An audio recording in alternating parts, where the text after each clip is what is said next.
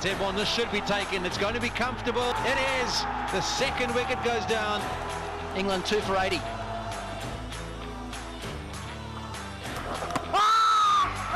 Appeal caught behind. They've got the big wicket. Root has been dismissed. Set himself nicely. 46 off 56, but he's got it the park.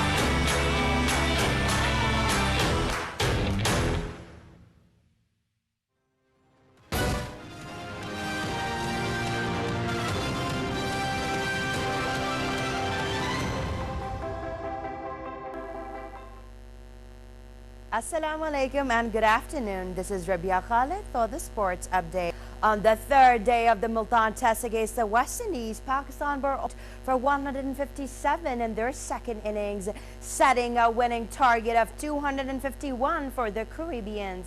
PTV Sports HD is telecasting the match live. In reply, the West Indies were 54 for 5 in their second innings at lunch.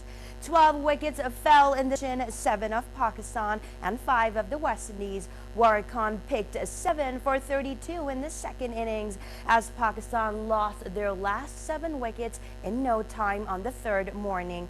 But Sajid Khan came out like a man on the mission. He opened the bowling and was nigh unplayable, getting the ball to spin and turn. He got rid of the first 4 West Indies batters before Noman struck at the stroke of launch. The equation is simple. West Indies need 197 more runs. Pakistan need 5 wickets to win the match. Pakistan are well and truly on top, and when things have gone, they should wrap up the game in the second session.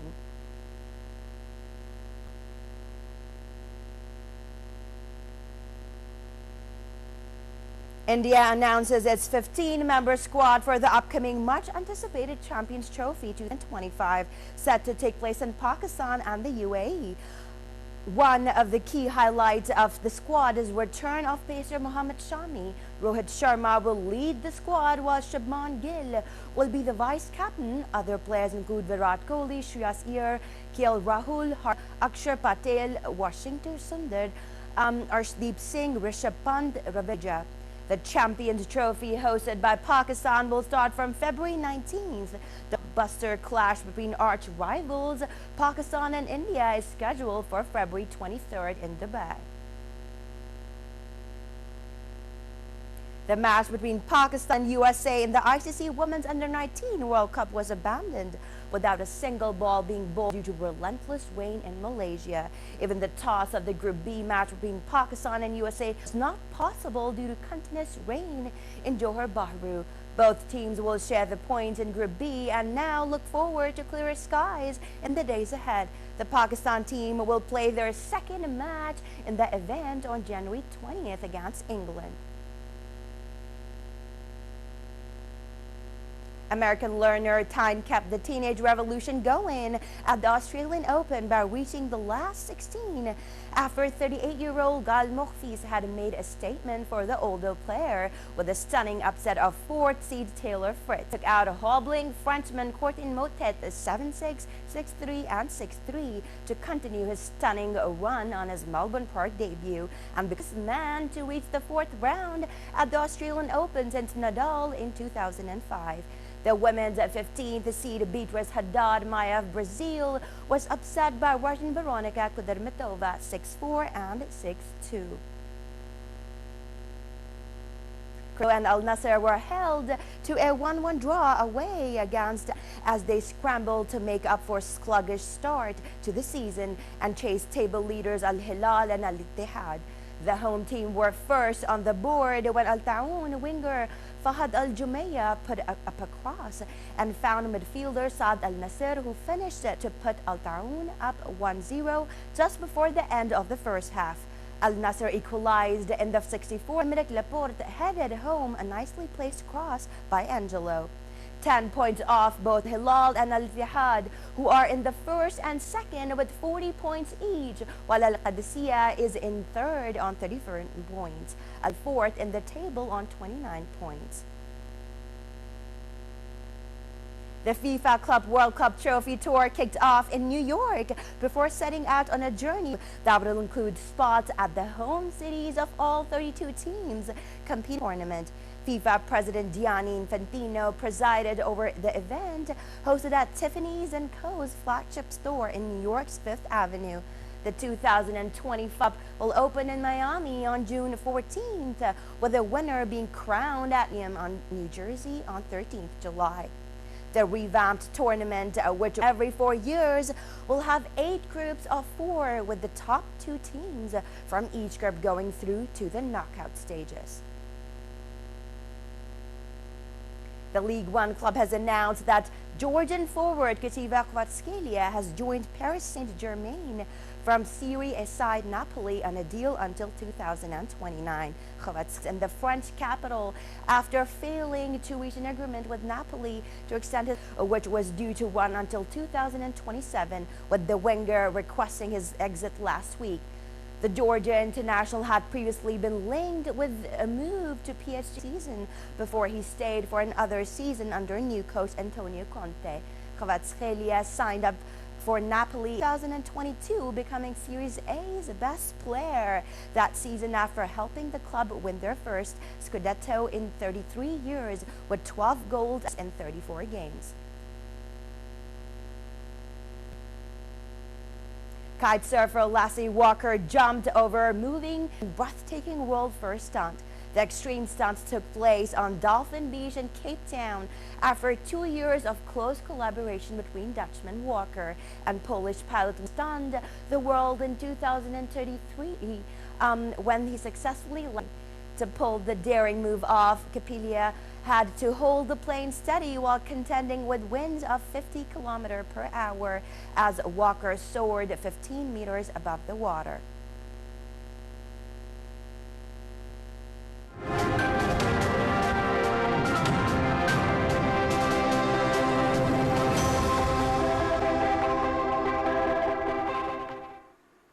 Moving on to the weather update now. Met Office has predicted rain, windstorm with snowfall over hills in northwest Balochistan and northern parts of the country during hours as westerly wave approached western parts of the country.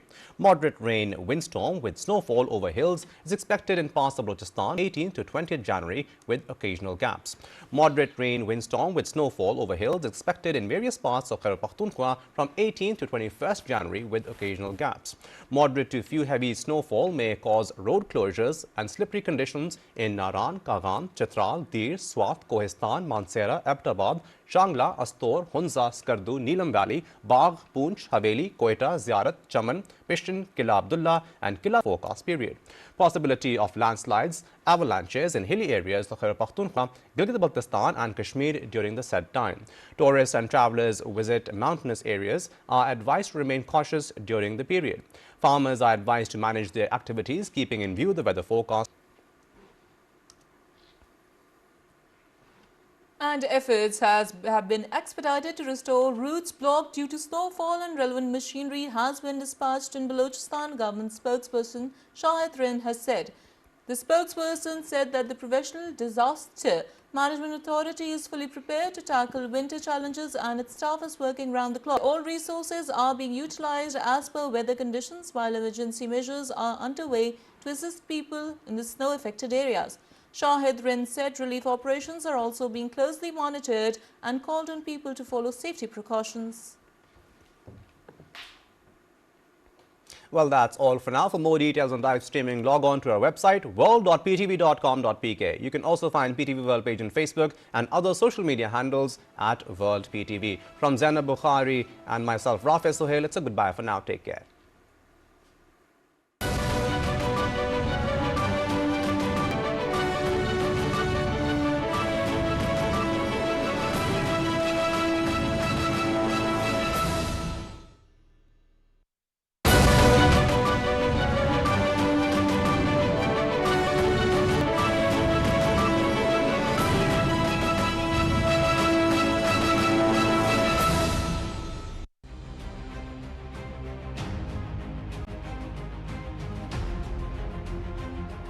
Civil society activists in occupied Jammu and Kashmir have denounced Modi regime's assault on Kashmir's social, cultural and political fabric.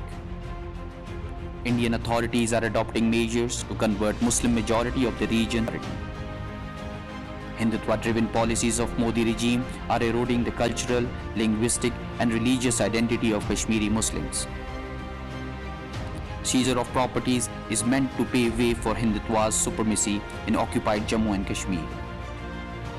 United Nations must take action against India for blatant violation of international norms in occupied Jammu and Kashmir.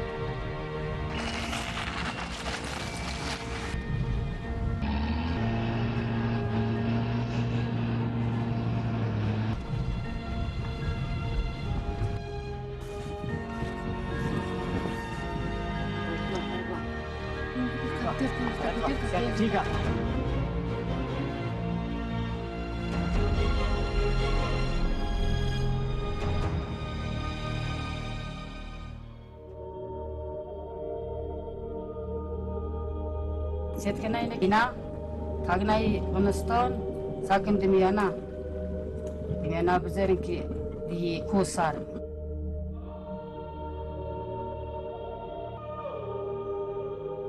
Safke das Nausar, Bergen Trobatan.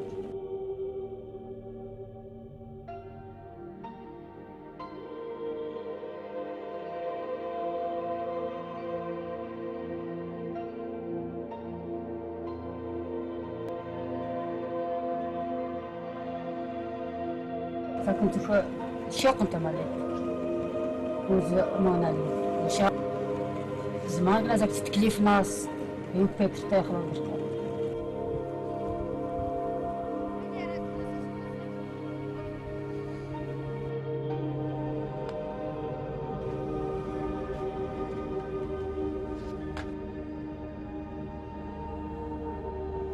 نيجي شهر بريك لقوي وزبيرك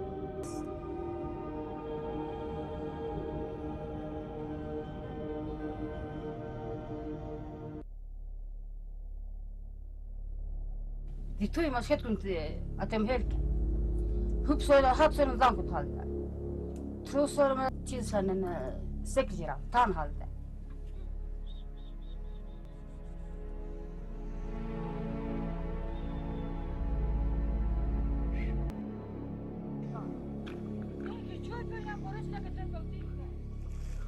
بس وقت زين بتاعك ما نس وش مني أنا ترى أنا مسوخت بيه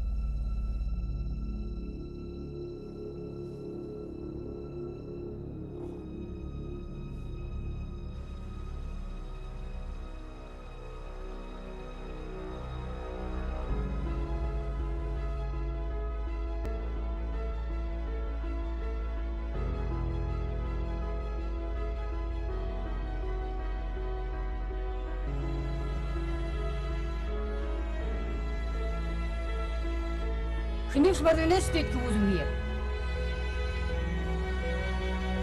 ساجني وير خس ودوش هيا كان يكوش كبير خالص وكوز وير صار هاش يكوش كديش هذا توم سيرين كيار تصاد هرش كان في دار هذا توم زوجتيس بدريك نكايا فيتا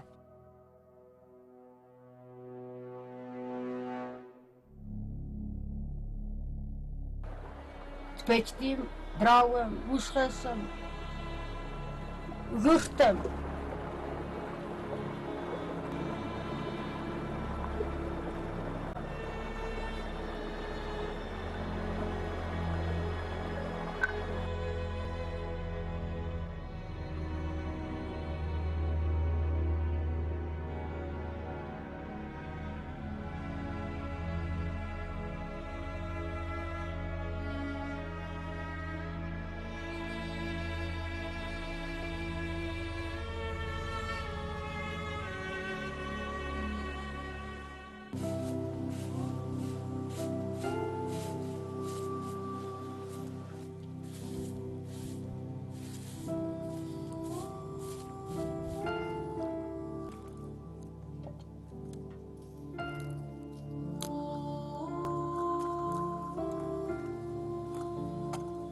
Now we zem dich, zem yana. Kaul bar hexaren wuz hat chermde, yuk chermde.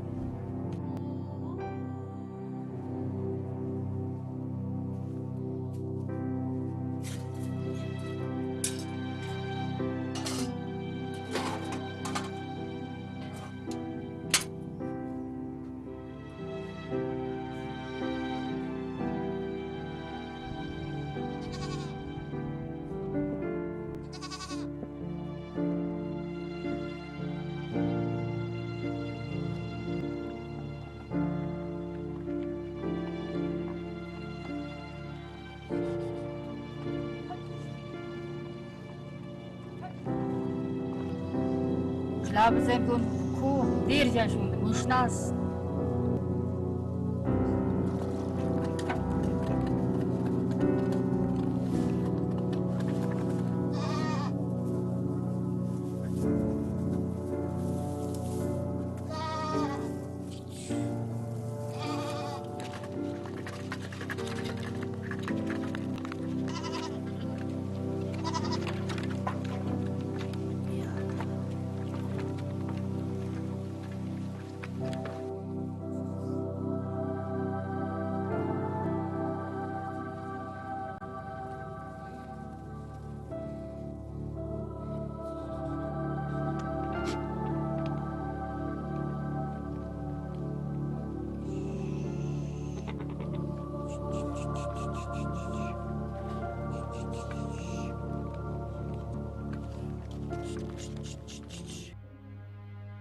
Вазе зиндагӣ адам кун рехтажитат.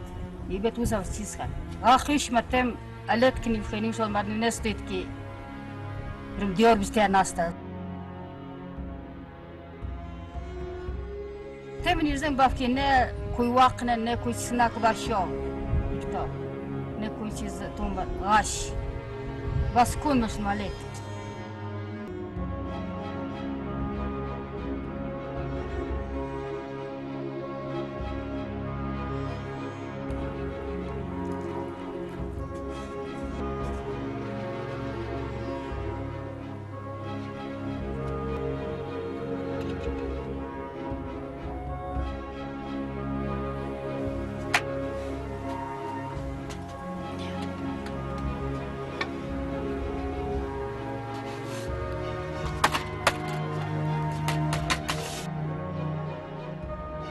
Теми газу,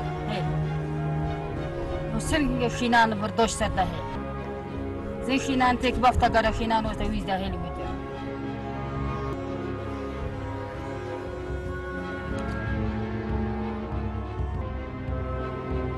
Аса ахриш пир мусхат ста, ни бетеч ку зант нас. Ива тумрт.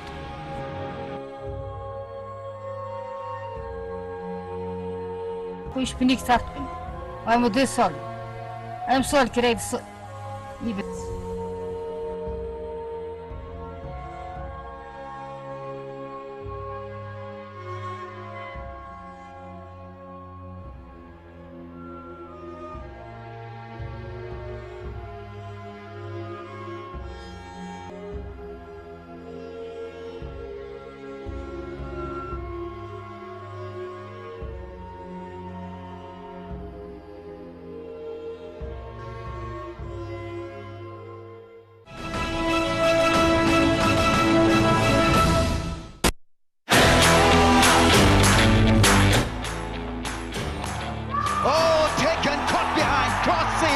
Working fantastically for Mom. Pakistan are rampant at the moment.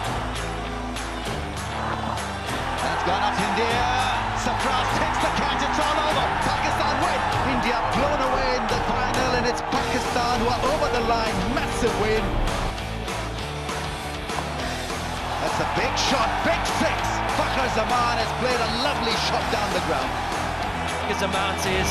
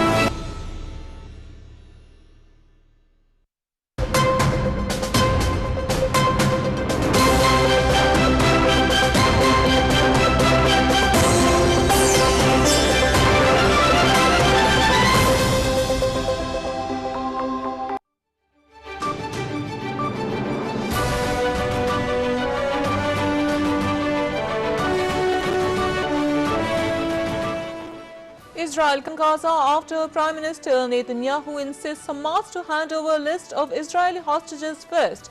Hamas says hostages list is a technical issue. Egypt says ceasefire must come into effect without any delay. Israel's far-right national security minister resigns in protest over Gaza ceasefire deal. Finance minister is also opposed to the deal but for now is staying in Netanyahu's coalition.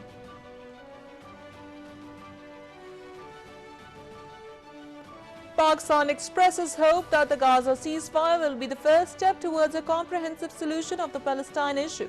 Calls on Israel to withdraw from Lebanese and Syrian territories, including Golan Heights, and allow the UN peacekeepers to open obstruction.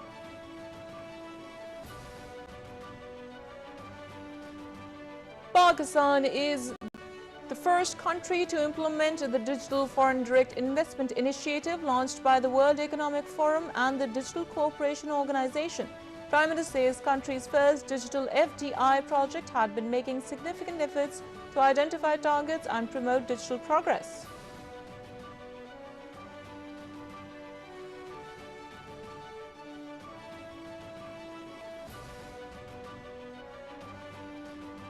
Senate Chairman Yusuf Raza Gilani says private sector's role is important for the promotion of equality education.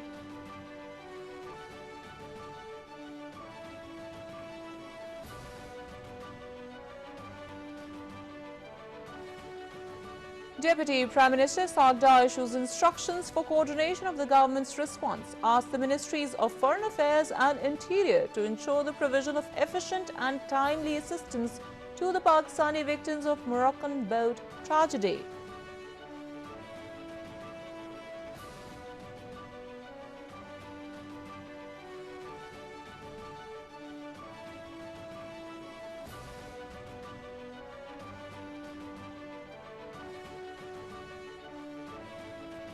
The minister says based on verified information, 21 Pakistani nationals have been identified among the survivors of maritime incident near Takla, Morocco.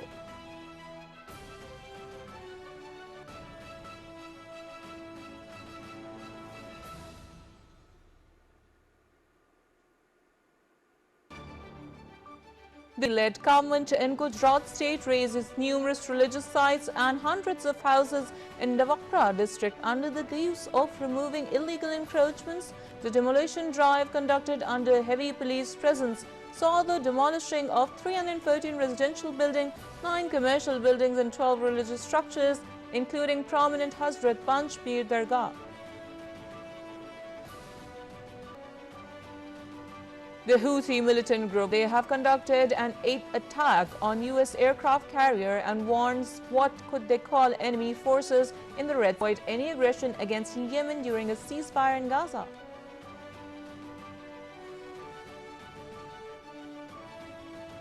TikTok's app in the United States as President-elect Donald Trump is unable to intervene until he takes office.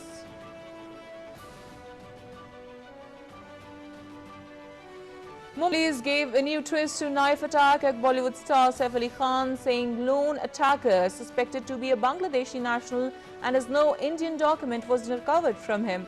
Khan was stabbed 6 times during a burglary attempt at his home.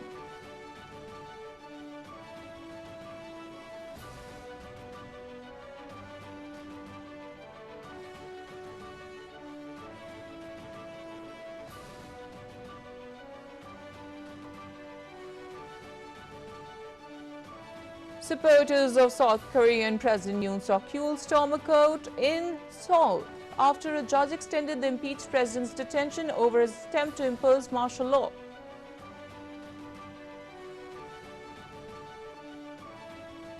And on the 3rd day of the Multan test against the West Indies, Pakistan were all out for 157 in the second innings, setting a winning target of 251 for the Wendy's. PTV Sports HD is telecasting the match live.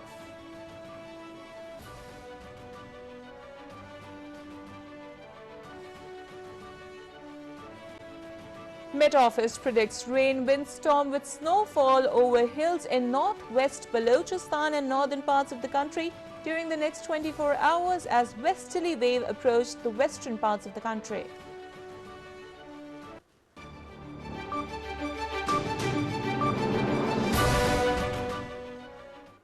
Well, these were the headlines of the hour. For the details and live streaming, you can log on to our website world.ptv.com.pk. This is Zainab Bukhari saying goodbye.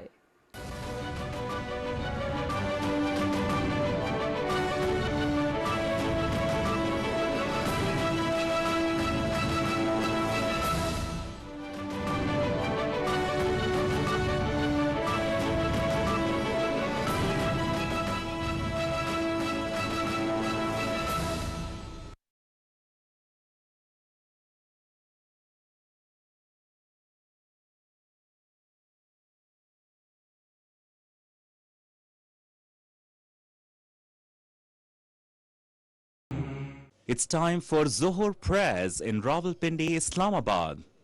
People in other parts of the country may offer their prayers according to their local timings. Allahu Akbar, Allahu Akbar, Allahu Akbar, Allahu Akbar. Ashhadu an la ilaha illallah.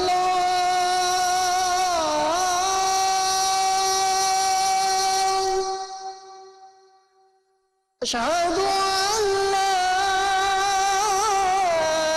إله إلا الله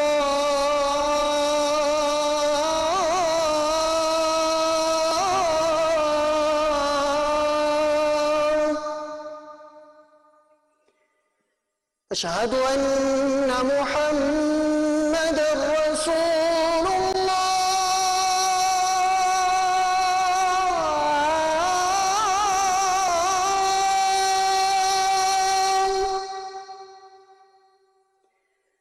أشهد أن محمدًا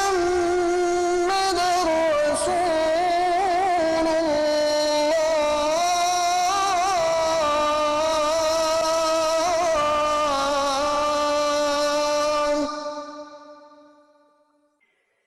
حي على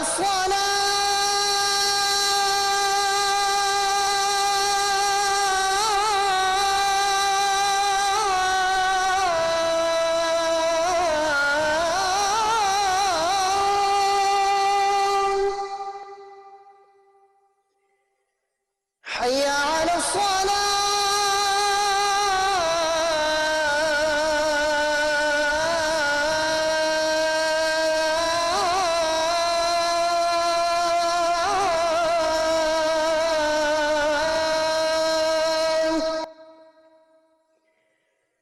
حي على الفلاح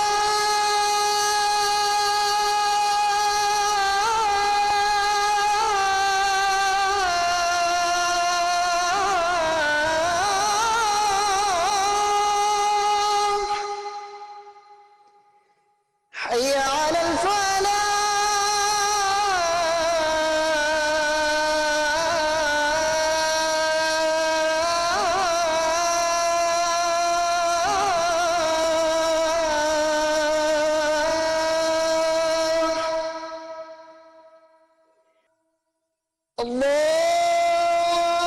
الله أكبر الله أكبر لا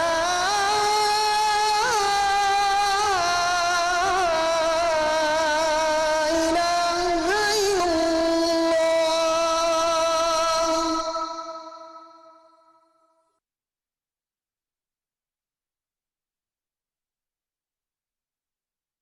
اللهم صل على محمد وعلى آل محمد كما صليت على إبراهيم وعلى آل إبراهيم إنك حميد مجيد اللهم بارك على محمد وعلى آل محمد كما باركت على إبراهيم وعلى آل إبراهيم إنك حميد مجيد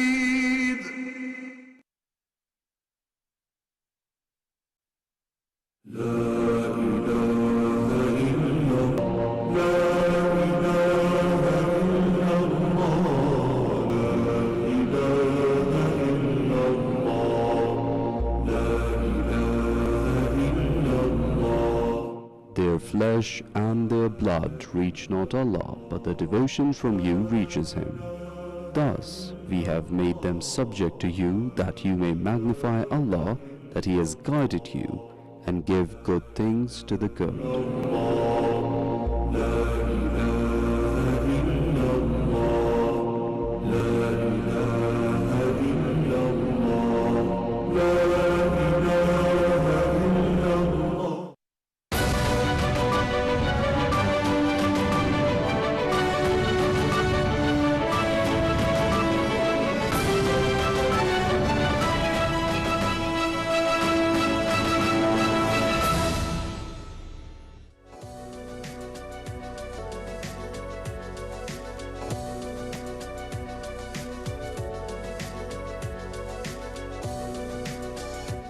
Welcome to glorious Pakistan, with the audience rock and roll.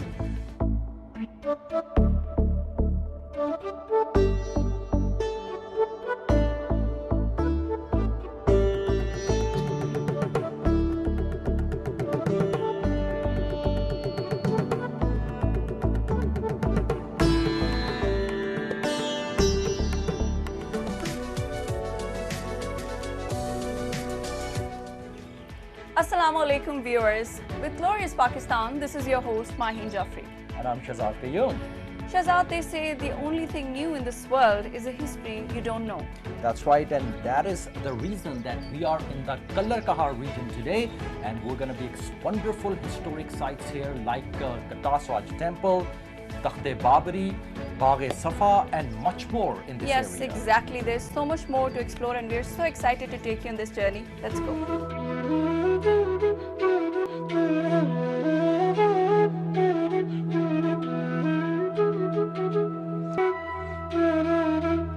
Today, we set off on a captivating adventure to discover the historic, cultural and scenic treasures hidden within the heart of Punjab. From ancient temples to serene lakes and vibrant markets, let's explore the timeless beauty and rich heritage of this remarkable region. These beautiful children who have come all the way from Sindh, and we are right now in the heart of Kallar Kahar, which is known as Kvaratskhelia temples. Yes, this is a series of temples rather, and they're surrounding aqua green, beautiful pond. And in the Kvaratskhelia temples, we are sitting right outside Baradari Havan Kund, which Pandit Nemchand just told us that it was gifted by Emperor Akbar back in the days. So the Hindus, they could perform their religious rituals at this particular place.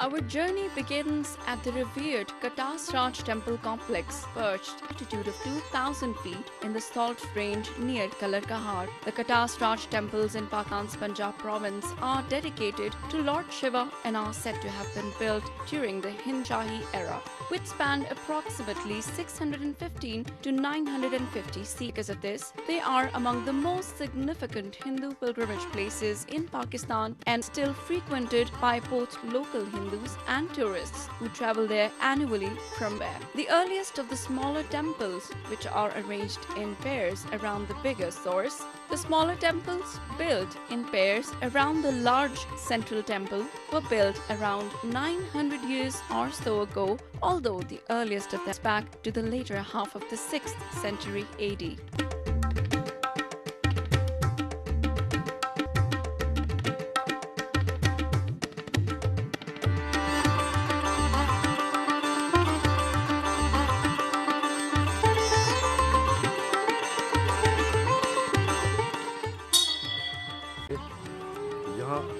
ये जो आप जल देख रहे हैं, कहा जाता है कि शिव और जो राजा दक्ष था ना, Shiv and Raja Dakht, Shiv's father-in-law, didn't get along well. Raja Dakht arranged an event at his place and invited everyone except Parvati, which was Shiv's wife. She insisted on attending the event while Shiv was not in favor of sending her. Shiv told Parvati that it is not appropriate to attend the event without being invited, as it loses self-respect, and even if it is your parents' house. But Parvati was adamant and left for the father used very harsh words towards her. However, she tolerated his behavior since he was the father. But when Raja said something about Shiv, she could not bear it and jumped into the fire which was set for religious rituals. That is when Parvati gave a message to the Brahmin ladies that their husband's honor and respect is more than the wife's life.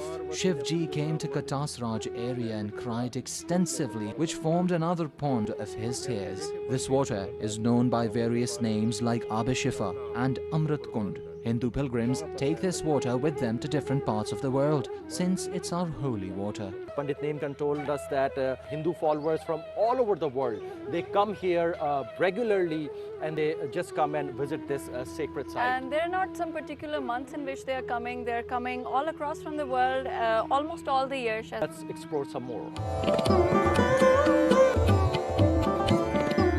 A Brahmanical story relates this site directly to Shiva, whose inconsolable grief at the death of his wife led to a rain of tears which formed two pools of water, one at Pushkara near Ajmer and the other at Katas. The pilgrims take a bath in the sacred pool and seek forgiveness, as Hindu belief holds that bathing in the pond, especially on certain occasions, leads to the forgiveness of sins and helps attain salvation.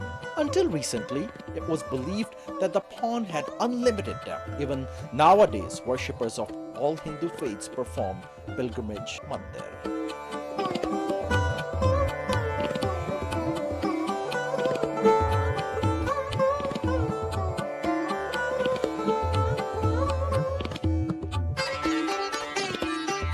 Now viewers, at the Katasraj temple, we are with Mr. Chandan Lal, who came from Sindh, and he is actually visiting the Katasraj temple here. बहुत शुक्रिया जी हमें वक्त देने का, और मुझे ये बताइए कि यहाँ पे आने की क्या अहमियत है? सर हम जो है दरअसल जैसे आपने बताया हम डेरकी से इधर आए हुए हैं, और यहाँ पे आने जो शंकर महादेव जी का ये एक बहुत ही पुराना मंदिर है। इधर हमारी We came here from Sindh. This is Shankar Mahadev's very old temple. Spiritually, we feel great here, and this is our second visit here. Our last visit was 6 years ago, and we have noticed a lot of changes and betterment in the area. The government is doing great in this regard. We went to Panja Sahib Gurdwara, and then we came over here. We reached here after traveling almost 12 hours. But once we arrived, we feel great, and it feels like we did not travel at all. We want to tell the Hindu community to visit here and perform the religious rituals along with their families.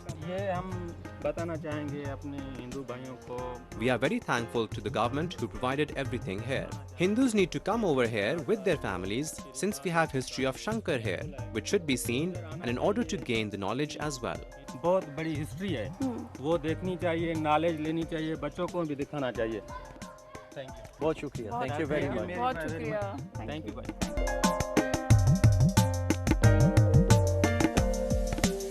So guys, right now in Katasraj temple, we are in Hari Singh Nalwa's Haveli. Hari Singh Nalwa was one of the generals of Maharaja Ranjit Singh. And the famous city of Haripur is named after him.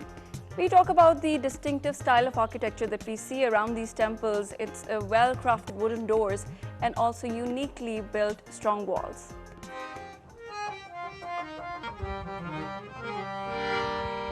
जोगिया में डाकम कर दे कोई ए जी खजदम कर दे कठोला याद आवे ना कमाया याद आवे कठोला याद आवे ना कमाया याद आवे उस बेवफा सानू जा जा रुलाया है मैं पागल हमें सुनो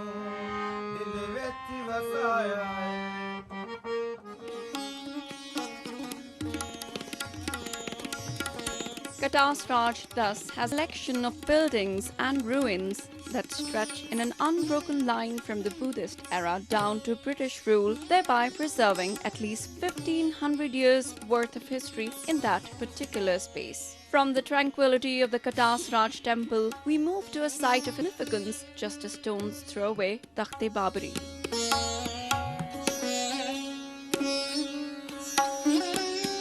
Nestled close to the scenic Kallar Kahar lake, Takht-e-Babri is a testament to the military and cultural prowess of the legendary Mughal Emperor Babur. In 1519 AD, during his campaign from Kabul to Delhi, Babur addressed his troops from this very rock, now known as Takht-e-Babri. He also planted the Bagh-e-Safa garden, praising Kallar Kahar for its charming beauty and pleasant climate. This historic site continues to draw visitors, offering a glimpse into grandeur of the Mughal era.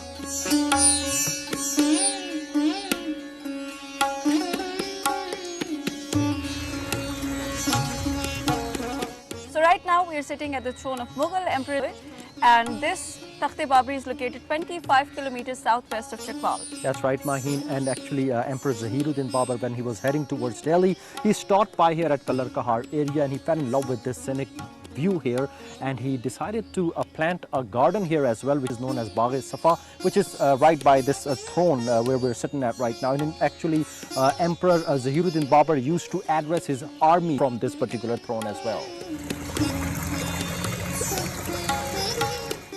As we delve deeper into Kallar Kahar's unique offerings, our next stop is the bustling Rosewater Market, renowned for its aromatic allure. Kallar Kahar's Rosewater Market is a sensory delight, famous for its exquisite rosewater distilled from locally cultivated roses. This high-quality rosewater is cherished for its fragrant aroma and versatile uses in cosmetics, medicine, and cuisine. The perfect climate and soil of Kallar Kahar make it an ideal place for rose cultivation. Here, the art of distillation has been perfected, producing rosewater of unmatched purity and scent, making it a prized possession worldwide.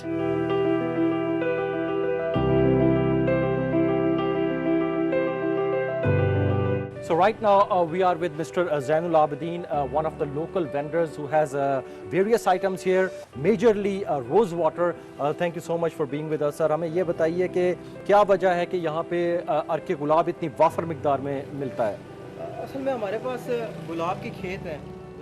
Yes, we have large quantities of rose fields and its hilly landscape with plantations. All of our distilled products are extracted in a copper pot on very high temperatures. Alhamdulillah, we supply it to the whole of Pakistan. The roses that we have are mostly Desi Gulab, which is a local rose, and are also known as roses. It is extracted in copper pots as copper is beneficial for us. Rose water is our specialty, and besides that, we have Jawarka water, which is good for the digestive system. Rose water is used in cosmetics, skincare. Cultivate and extract local roses. Compared to the farm-grown roses of the other cities, our forefathers have been doing this. That's why I prefer this and will pass it on to the future generations as well. Jawarka water. It is made up of ajwain, mint, fennel, and some other ingredients, and it is used in different healthcare related issues like digestive problems and stomachache. हाजमे के लिए इस्तेमाल होता है, इसके अलावा पेट दर्द के लिए ठीक है ये इस्तेमाल होता है. So viewers, Mr. Zainul Abidin has just shared all the information regarding the rose water. One of the primary reasons that there is a lot of rose water being sold here is because it has been planted and cultivated locally in the Kallar Kahar region, and also there are other items which are also available here from the rose. There is Gulkand here, which is also used in the people who eat pan on regular basis. They are well aware of the Gulkand as well. I'd like to talk to ladies as well, because this is about rose. So all those ladies who are, keen about having a youthful look and rejuvenation of their skin, and so this is a powerhouse of antioxidants. And if you guys are coming to this area for vacations, or just having a view to this beautiful place, just coming over, you need to come here and you need to get these, because these are pure, and as are told that they are cultivated here in this land. That's right. So I just had an opportunity to taste the rose water of Kallar Kahar, which is quite famous everywhere in the country here. And the taste by itself, I couldn't really feel any taste. However, the aroma was very strong, and I feel great after taking this rose water. So guys, as you can see that Kvaratskhelia 9 kilometers away from here, and earlier our team went there, we took some shots. Let's take a look. Leaving behind the fragrant rosewater market, we venture towards the serene and picturesque Kvaratskhelia Lake, a hidden gem in the Salt Range. Kvaratskhelia Lake, located in Kvaratskhelia Valley, is a breathtaking saltwater lake formed to the absence of drainage in the range. Spanning 2 kilometers in length and 1 kilometer in width, this lake serves as a sanctuary for migratory birds, adding to its natural charm. Just a couple of hours' drive from Kallar Kahar, Kvaratskhelia Lake offers a peaceful retreat amidst nature where visitors can soak tranquility and observe the vibrance of life. Our exploration of Kallar Kahar continues as we head towards the Kallar Kahar Museum, a treasury and culture.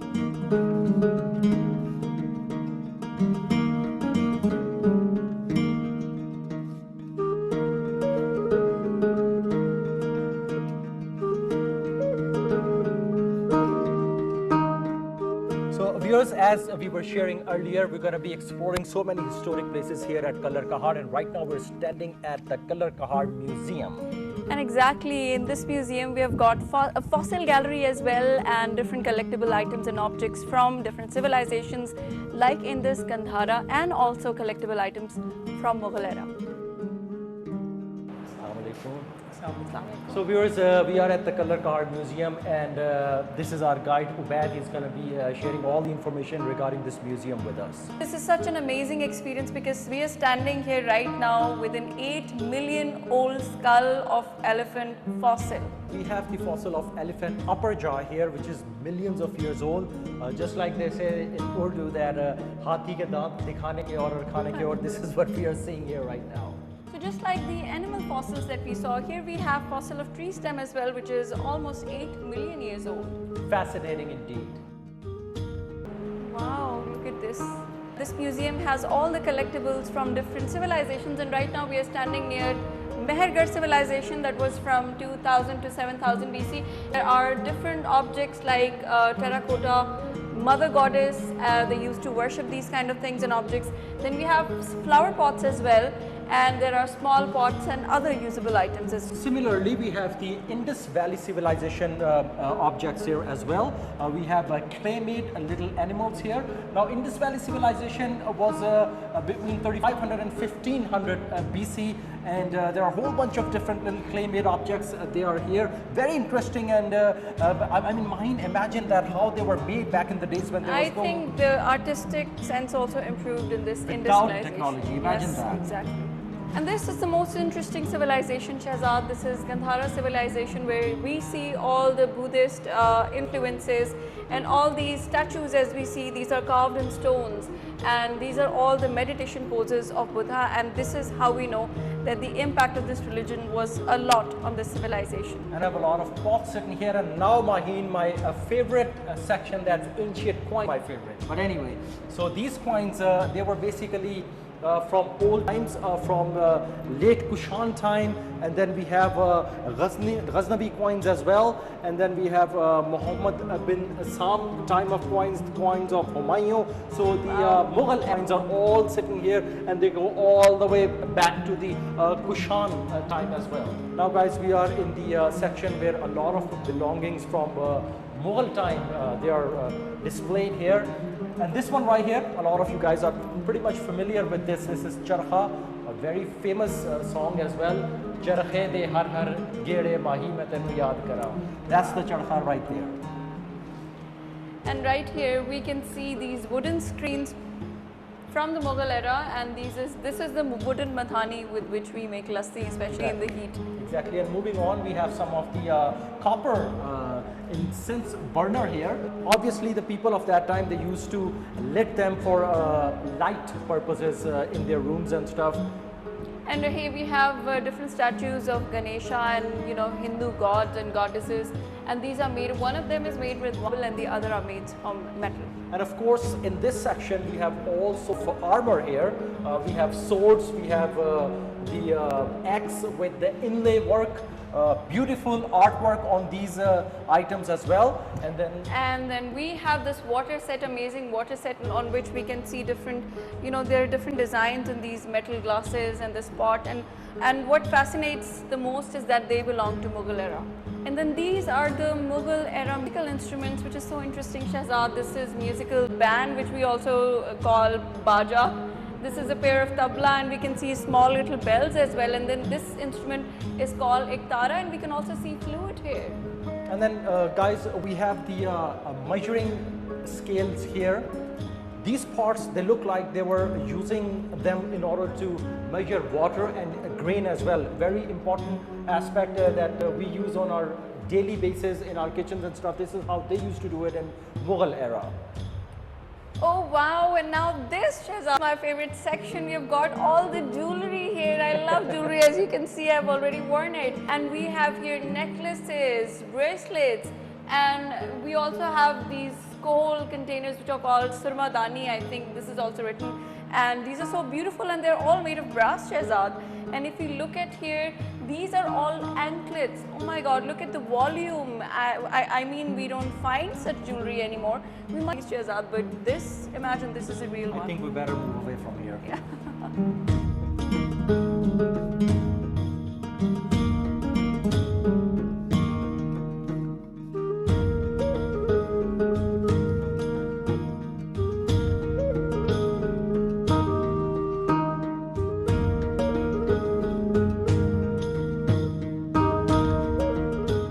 Kallar Kahar Museum is a gateway to the past, featuring 3 unique galleries that showcase a vast array of historical and cultural artifacts. From the ancient Gandhara and Indus Valley civilizations to the Mughal and Sikh eras, the museum offers a captivating journey through time. Highlights include intricately carved Buddhist statues, an impressive collection of ancient coins, and a stunning fossil display, including a magnificent elephant fossil. The museum provides a comprehensive glimpse into its rich heritage and diverse traditions.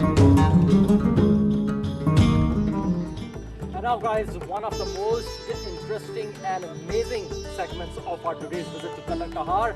We're heading towards that lake right there, which is called Kallar Kahar Lake. But Shahzad, let's freshen up a bit and then take our viewers there. What say? Sure, let's do that. Yeah. Kallar Kahar is known for its natural lake. The lake allows you to see the beauty of nature. The gorgeous lake draws the attention of sightseekers who are looking for relaxation in the nature and the hill station. According to the District Chakwa website, Kallar Kahar Lake is situated at an altitude of 1500 feet above sea level, spreads 8 kilometers with a maximum depth of 4 to 5. I'm all exhausted, guys. Anyway, we are at the Kallar Kahar Lake right now, and right in front of me is the sunset scene, and down there is water. Somebody told me, I don't know how true it is, that this lake is about 3 kilometers in size all the way. So guys, right now we are riding this boat. As we were earlier, we were planning on coming here on this Kallar Kahar Lake.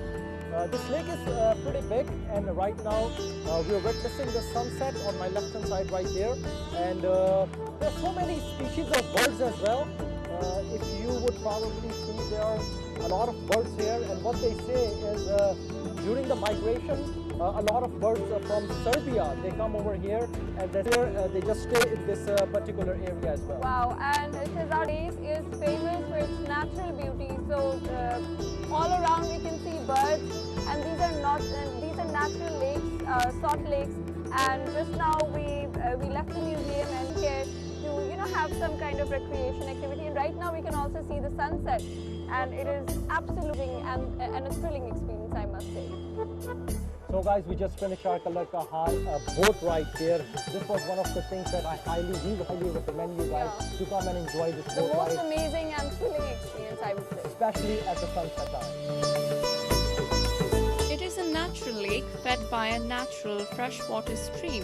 That's the reason our team decided to witness the amazing lake full of natural beauty and serenity. When we arrived there, we walked through the park with a whole bunch of kids' rides along with food stalls and carts. Some vendors were also selling handmade, colorful handicrafts from this area. As we were walking towards the sparkling lake, our level of excitement rose higher. Just like other amusement parks with lakes have boating facilities available, the Kallar Kahar offers a wonderful experience of boating as well. After purchasing our tickets, we were provided with life jackets by the boating staff so we could enjoy the boat rides. The glorious team also joined us to enjoy the beautiful skyline images for our viewers. Even though we chose to go on a weekday, we had to wait for our turn due to the high volume of visitors. The boat ride was phenomenal. Kallar Kahar Lake is one of the favorite visiting places for various species of birds. In addition to that, it is a perfect destination for Siberian migratory birds as well. While we were enjoying our boat rides, we realized that the lake was stretched over a vast area. Now these are simple date leaves. We can't think of much creativity with them, but here we are. Well guys, we're sitting here at the Kallar Kahar Park and we came across this gentleman Kasser who knits these date leaves, and he creates different kind of products here. Like I'm holding a cup in my hand. To witnessing this thing is just like a magic. You're witnessing a magic right now. Like he's knitting it like an expert person. So Kasser, मुझे ये बताएं कि ये आप कब से कर रहे हैं? ये 14-15 साल हो गए sir. I have been doing this for the past 13 to 14 years. More, sometimes less. I make different items from it, like wall aesthetics and so on. Yes, I do. Sometimes 30,000, sometimes 20,000. That's right. Well, बहुत शुक्रिया Kasser साहब, and thank you so much.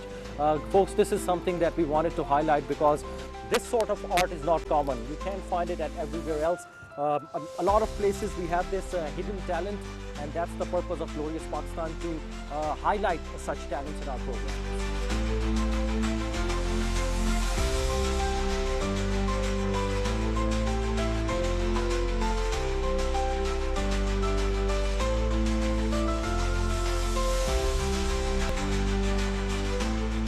Oh my God! Wow, ladies and gentlemen, I'm so honored and so delighted. This bangle made from the same date leaves, and I'd love to wear it.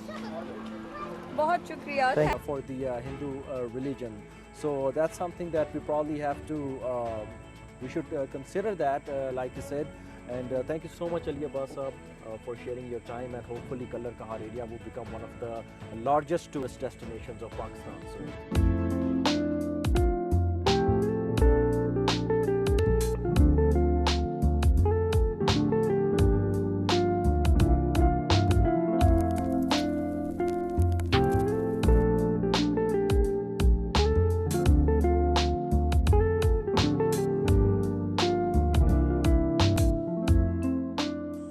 Finally, guys, after wrapping up the entire tour to Kallar Kahar, finally we are here to have this amazing food. As you know, we're always looking for opportunities to discover different cuisines and then share it with you guys. So guys, we're sitting at one of the very famous restaurants here. I just want to share the location of this restaurant here. If you take the exit from the Balkasar interchange on M2, this restaurant is located approximately a kilometer away from the interchange, maybe less than that. Their speciality, there are two things that it's famous for. One is this Rajasthani tikka, which is right here. Can't wait to have it. Right, it is pretty much closer to a drumstick, but it's not really a drumstick because this is a barbecue item, and it's served with this sauce right here, which is sweet and sour sauce. So once you dip it in there, and then you have this unique flavor along with the barbecue aroma, it tastes wonderful. And it's super tender. Right. Here is the ice cream, which is organic. Organic means that the ice cream, the milk that they use to prepare the ice cream is actually from their own farms here. So that's an organic ice cream which is served here. This is an open restaurant. Mostly people, they enjoy their meals while they sit outside in the lawn. You can see behind me they have a huge indoor place as well where people can enjoy their meal inside. But we were told by the management here There is a very surprising fact about this place is that they have never used any sort of fan here. So the wind is always blowing here, and people, while we are sitting here, and of course although the temperature is a lot, Shehzad, we're not feeling it that much. There are no fans, and another important point is that this whole lawn is segregated. One portion is for gents, and the other portion is for families. Right, absolutely. So should we begin, Shehzad? Yes, Let's start. Sure. I Let's can't have wait some to food. have it.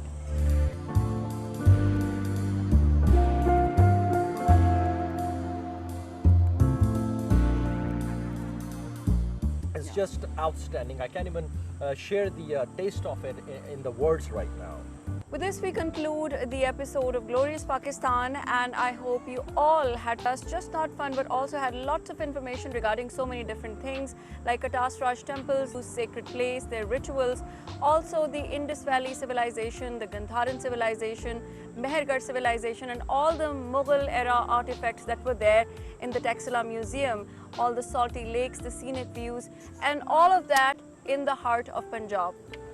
Well, Maheen, before we conclude today's episode, I want to share a final thought with our viewers here. We understand that we know that we are busy in our lives. I just share my example here that I've never came here to Kallar Kahar region before. There were so many times. I'm a frequent traveler. I've been to Lahore. When I go to Lahore, I use M2 motorway on regular basis, but I never had an opportunity to take just one exit and explore this beautiful area. Today, I came here and I looked at this beautiful area with historic places and so many things to explore here. So this is what we need to do, and this is what the Glorious Pakistan is about.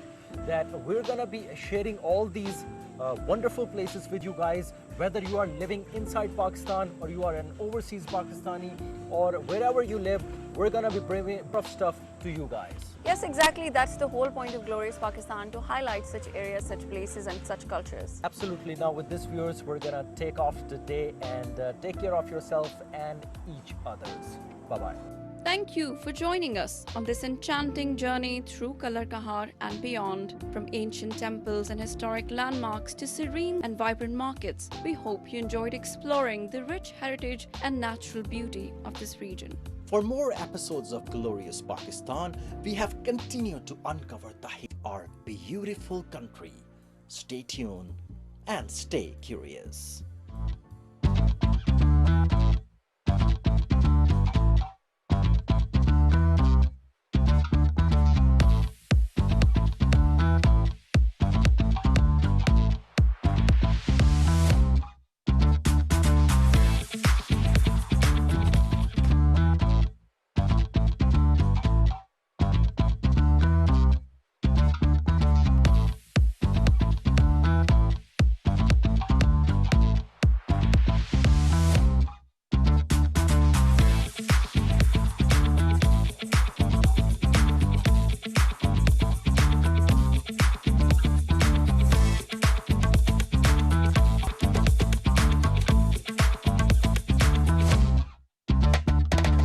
This is Glorious Pakistan.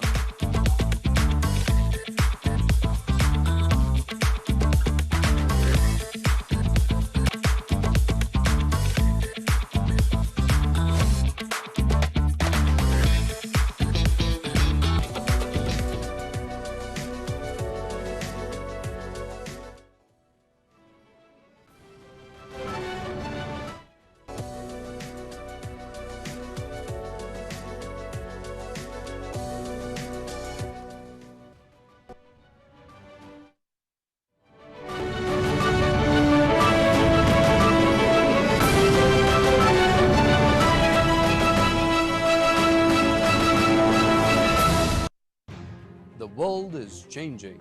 Every minute, every hour, every day. We bring you the news that matters the most. In-depth analysis and expert opinions. Illuminating minds, touching hearts, the future. Our team of experienced journalists keep you updated. PTV World, your trusted source of information. We are PTV World.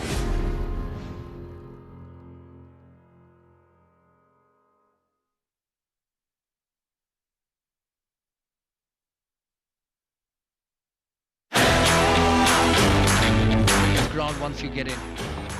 Oh, close, that's given! That's an absolute perler! In the air, go on! Not that important, he's gone the next ball! Brilliant for them!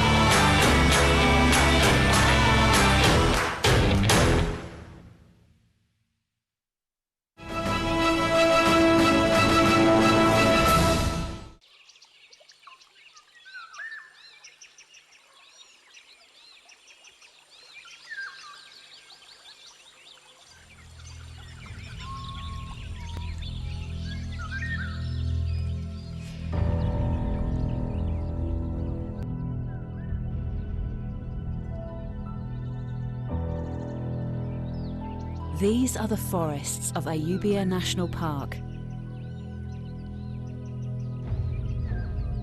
Pakistan's last stretch of moist, temperate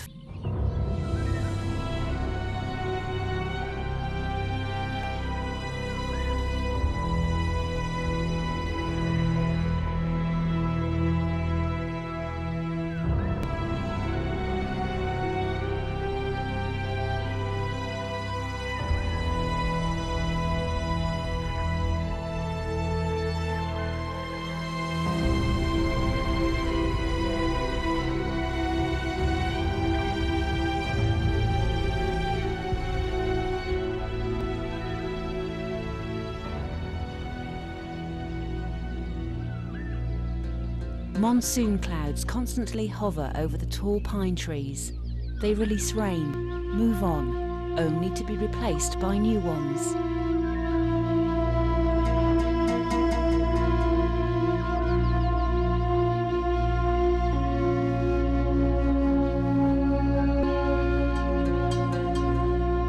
These rains are the sustainer of life in the forest, giving rise to majestic pine trees and the unique flora and fauna.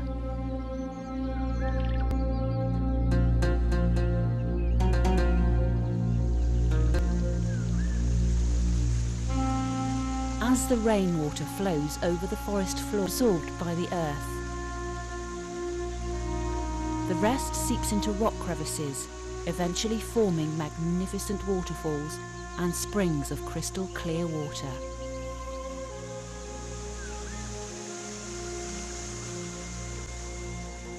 The roots of these massive trees anchor into the earth and spread over the forest floor, holding the soil and rock firmly together. Without these trees that act as barriers, the mountains would crumble.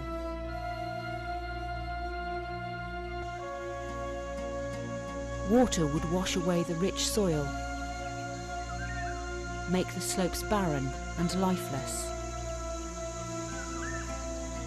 The forest provides home to countless creatures.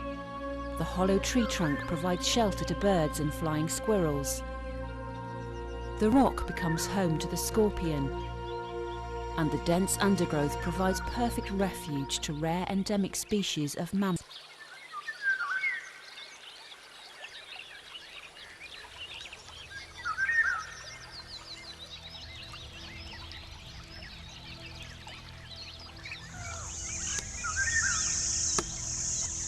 The serenity of the forest is broken as a woodcutter chops away at a pine wood tall and proud.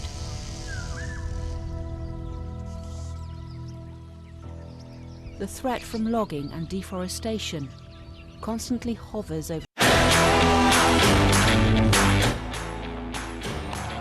Oh, taken, cuisine, working fantastically for Mohammad Ahmed.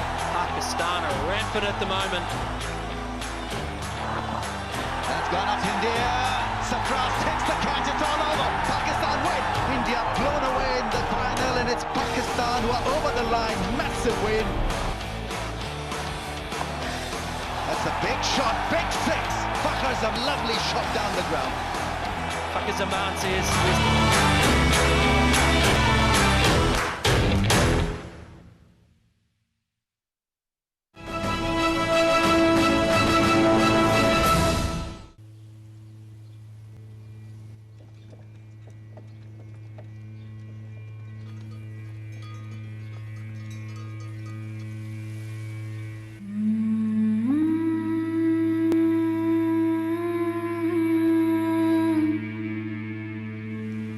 साडे देहात च ना छोटी उम्र च शादी हो वेंदी है।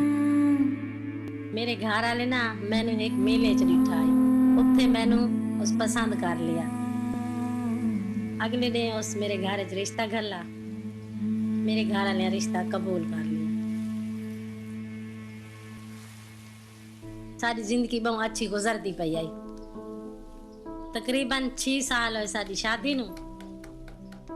मेरे पैर ना फालिज दा अटैक थी गया। फालिज तुहानू पता है ना बहुत मूजी बीमारी, कुछ कर नहीं सकदा। मेरे पैर दी कुछ जमीन आई जेड़ी उन्होंने आपदे प्यो दी तरफ मिली आई। जमीन आई साडी भी साडा कमावन दा कोई जरिया नहीं, साडी कोई औलाद ही कोई नहीं। मैं फैसला किया मैं आपदा काम आप करे सा। बंदा जिले मुश्किल फस वने वाल निकलना तो पांदा है, आपदे आप नू हिम्मत करनी पौंदी है, उस मुश्किल चो बाहर आना पौंदा है। कोई भी आ ते तुहानू रोटी ना देसी। पहले मेरे को इतने वसैल कोई ना जेड़े मैं आपदी वाही च इस्तेमाल करा। मेरे को एक डांद रेड़ी दा जोड़ा है, सारा दिन कमांदियां में एक सवाणी होवन दे नाते मेरे वास्ते बहुत मुश्किल टाइम आई। पूरा दिन गुजर वेंदा आई, हालते बहुत तकलीफ होंदी आई। मेरे घर वाले कुछ मैनू गाने दिते हैं शादी ते, ओवन कुछ मेरे को पैसे पाए ले ले बक वो बेच वटाते, कुछ कर्जा लिया, एक भन्नी त्रुटी ट्रैक्टर ले ली। जेड़ा काम मेरा पूरा दिन च होंदा आई ओ मैनू हुण आसानी हो गई, घंटे च हो वेंदा। पता कोई नहीं वाई वहां बनदा,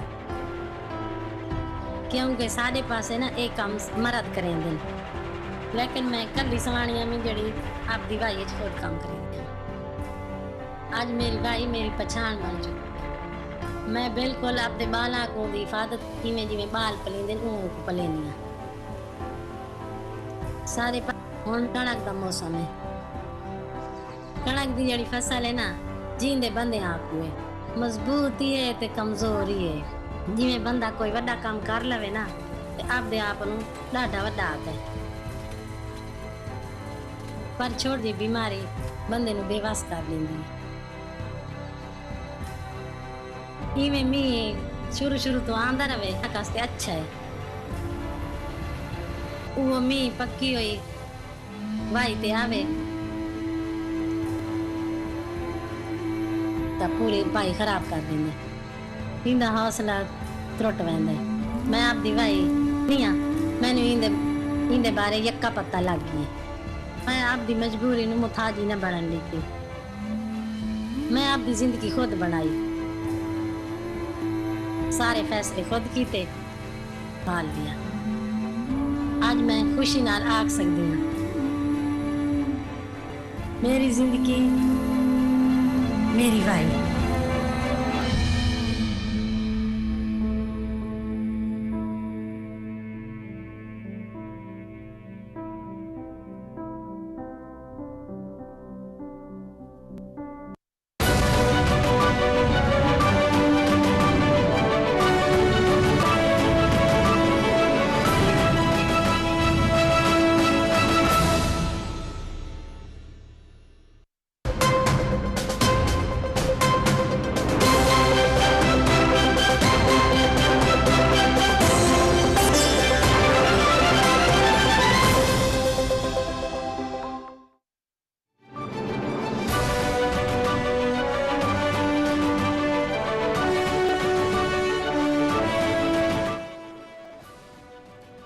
Hamas releases names of 3 Israeli hostages to kickstart Gaza ceasefire deal.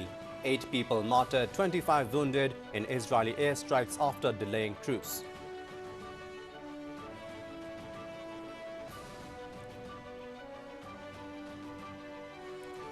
Israel's far-right national security minister resigns in protest over Gaza's ceasefire deal. Finance minister is also opposed to deal, but for now is staying in Netanyahu's coalition.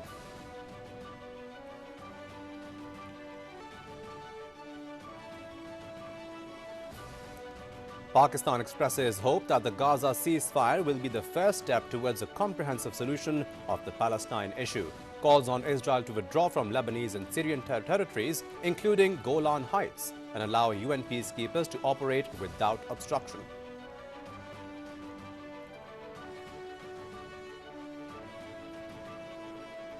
Pakistan is the first country to implement the Digital Foreign Direct Investment Initiative, launched by the World Economic Forum and the Digital Cooperation Organization. Prime Minister Shehbaz Sharif says country's first digital FDI project had been making significant efforts to identify targets and promote digital progress.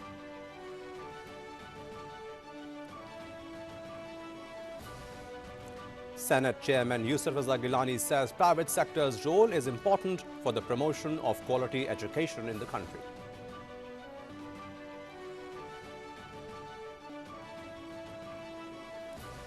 Deputy Prime Minister Ishaq Dar issues instructions for coordination of the government's response, asked the Ministries of Foreign Affairs and Interior to ensure the provision of efficient and timely assistance to the Pakistani victims of the Moroccan boat tragedy.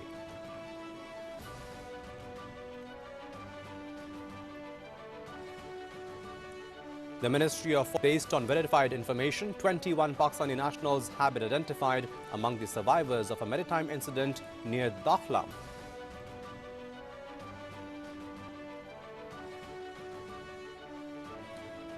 The BJP-led government in Gujarat state raises numerous religious sites and hundreds of houses in Dwarka district under the guise of removing illegal encroachments. Demolition drive conducted under heavy police presence saw the demolishing of 314 residential buildings, 9 commercial buildings and 12 religious structures, including prominent Hazrat Panch Pir Dargah.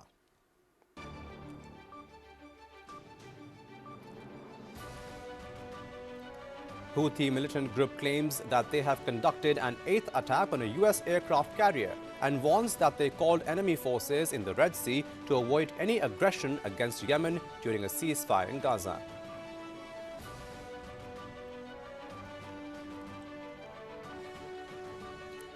TikTok suspends app in the US as President-elect Donald Trump is unable to intervene until he takes office on the 20th.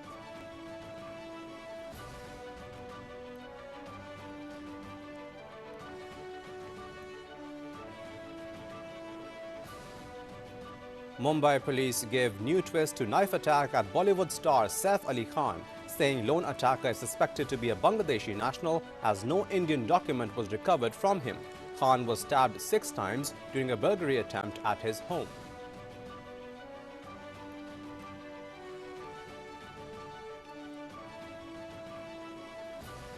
Supporters of South Korean President Yoon Suk Yeol storm a court in Seoul after a judge extended the impeached president's detention over his attempt to impose martial law in the country.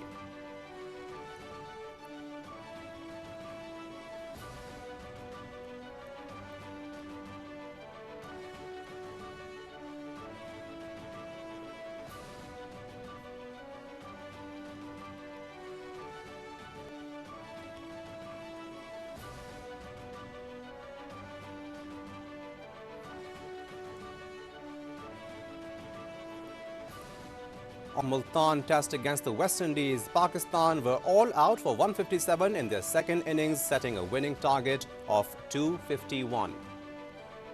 In reply, were 123 for 8 in their second innings a short while ago.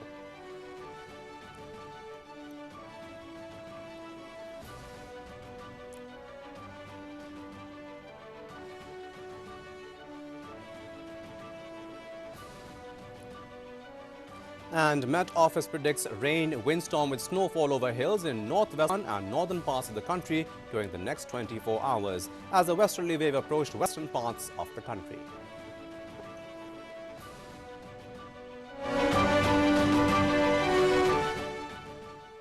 And those were the headlines of the hour on PTV World HD. This is Raf. Stay tuned for more updates.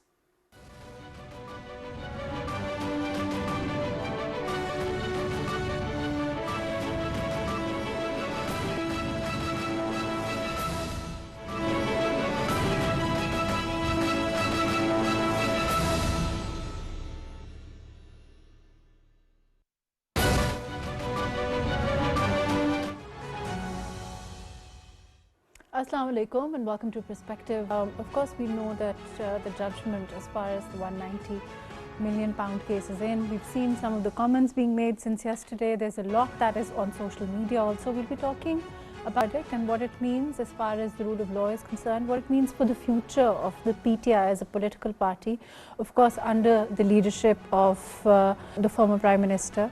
And we'll also be talking about the overall effect of this verdict on the negotiations that were earlier being held between the government and the opposition.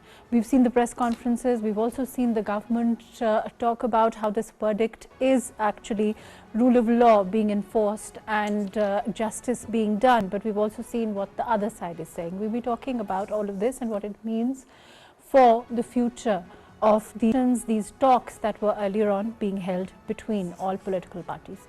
All of that today on Perspective. I have with me Muhammad Ali Rashid, who is with the PPP. He's also spokesperson in government. Thank you for joining us today. We also have with us Zahid Kashkori, who's a senior journalist, and barrister Safiullah Ghori, who's a legal expert. Thank you for being with us. We'll also have other guests during the course of the program. I'm going to start with Ali. Ali, can you hear me? Ali?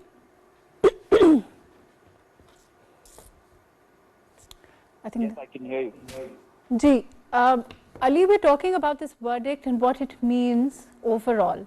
What does the PPP say? Of course, we've had some of the comments that have come in as far as the rule of law is concerned, as far as justice is concerned. We saw the minister, as far as the PMLN overall is concerned. Of course, how do you look at things at this point now that it's in? And we know that the sentence that have been awarded both to the former Prime Minister and his wife, Bushra Bibi. I feel that yes, the rule of law has been upheld, and I think both the sides gave their arguments, and it was pretty much an open and shut case.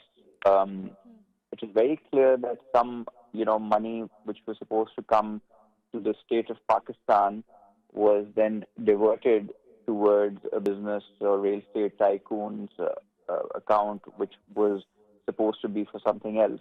So that money was not given to Pakistan, and it did indeed cause losses to the national exchequer. If that money, £190 million, was actually, it was a loss. If you keep seeing statements from the PTI leadership, they're saying that there was no loss to the national exchequer, and there was no benefit to Mr. Khan or Bushra Bibi.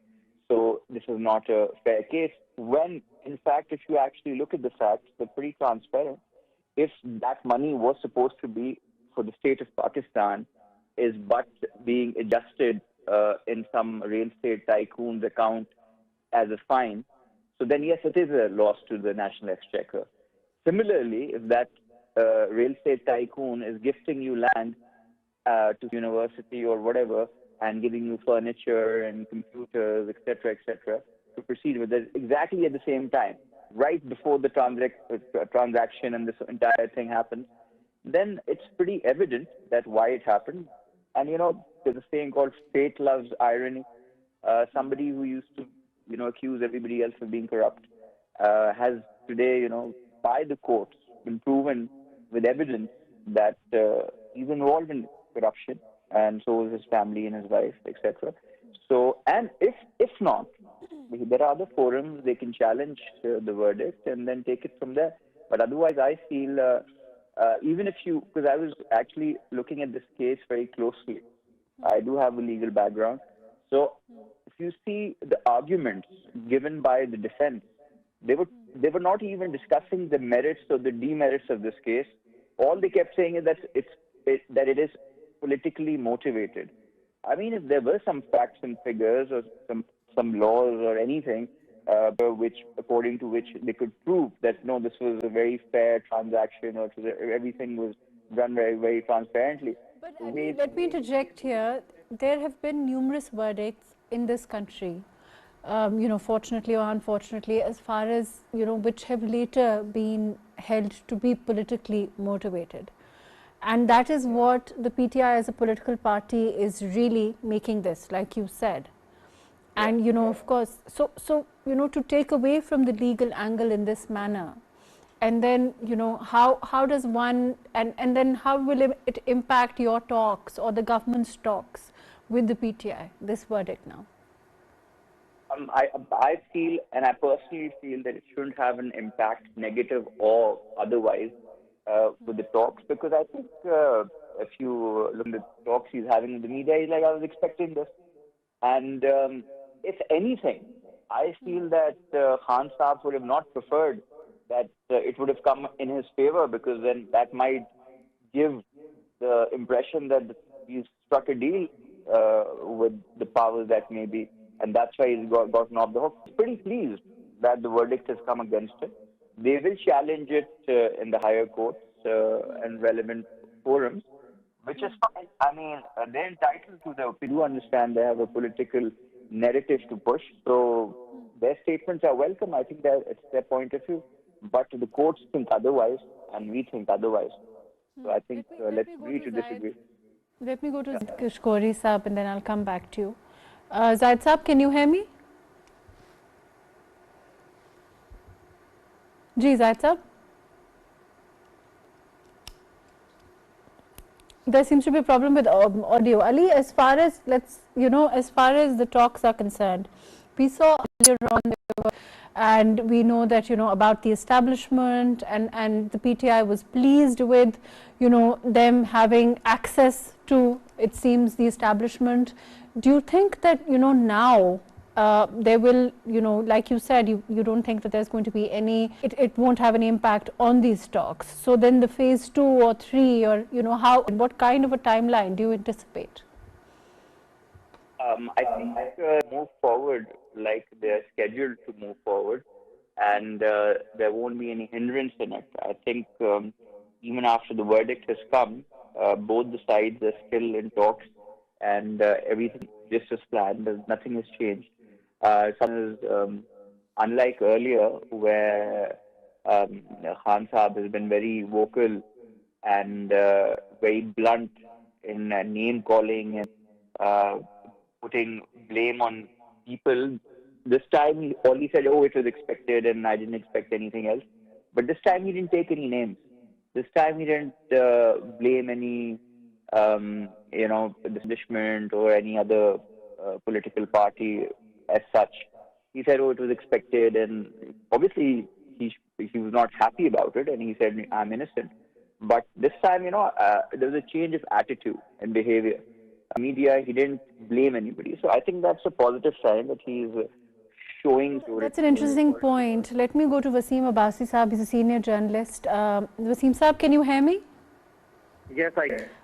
We were talking about the 190 million verdict, the case verdict, of course. And an interesting point that Ali Rashid raised is that the reaction that the former Prime Minister has shown is in fact much less inflammatory. He seems to have been, he seems to have accepted the verdict while saying that, this is what he thought would happen. He's been calling names instead of involving people, instead of, name calling, which unfortunately we've seen him do in the past. Do you think that it means that as far as the government is concerned, things are moving on schedule, and he has some confidence whether that this will be overturned? What is behind this, in your opinion? Well, first of all, I think the case was very solid. The case, the way the case was prosecuted, it took around 1 year and 37 witnesses were presented. I think this is the most solid case against Imran Khan of all cases that we have seen so far in last 2 years. This was the one case that could be proven in any court of the world. Because it is an open and shut case that the money has come to Pakistan. That was a public money. It was sent to property tycoons' accounts without any lawful authority, and the cabinet was used, sealed, envelope was approved by the cabinet. So, and also there is a very clear conflict of interest that the former Prime Minister was made trustee of Al-Qadar Trust, and he got the benefit to the tune of around one from the same person who got favor in the cabinet. So the case is also very solid. I don't think this case is defendable in the public court also. one of the reasons why his response was weak this time could be this one. But the other thing, as far as the talks are concerned, yes, this time around the talks are serious. You can see that Khan Sahib even welcomed the meeting between Mr. Gohar and the leadership of the army. So it means that his tone is also increasingly become conciliatory, and I think the reason behind this is that he has said all the final call and the civil disobedience and public mobilization and everything, the inqilab, it all has failed. So he has limited options. So all he has is these talks. So I think, yes, this time around he also, and the party was largely expecting this decision. The decision was writing on the wall there.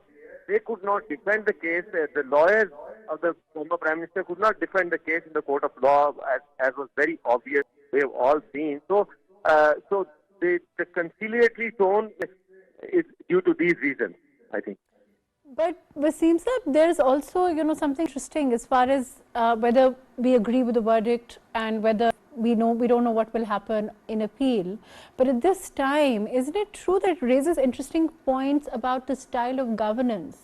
When we look at this judgment, the way that it's come in, about the style of governance of PTI as a political party under the leadership of the former Prime Minister, the way that certain deviations were made, the way that, certain loopholes have been exposed as far as the governance, the style of governance is concerned, like the cabinet issue that you've just spoken about, the misuse of funds spoken about, the way that the whole issue was dealt with, and there are of course other people involved in the judgment, and it doesn't, while of course they have the rights, it speaks volumes about that also, does it not, in your opinion?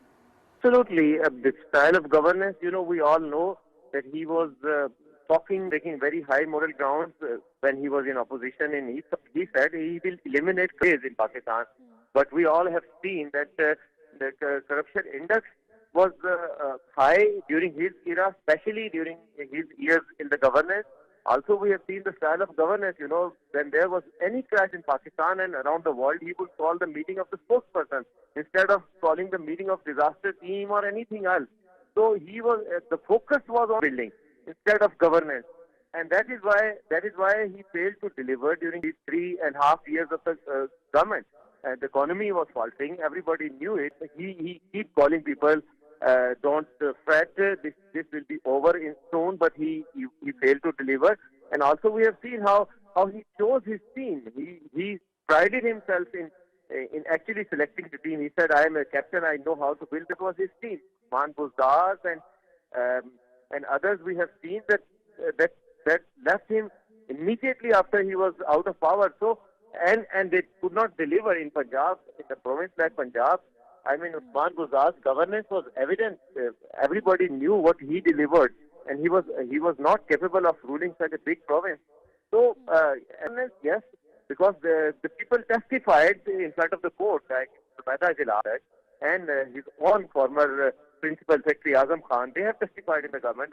What was his style in the cabinet? The cabinet was forced to approve this, despite some people asking him to wait and open the envelope so that they are approving of.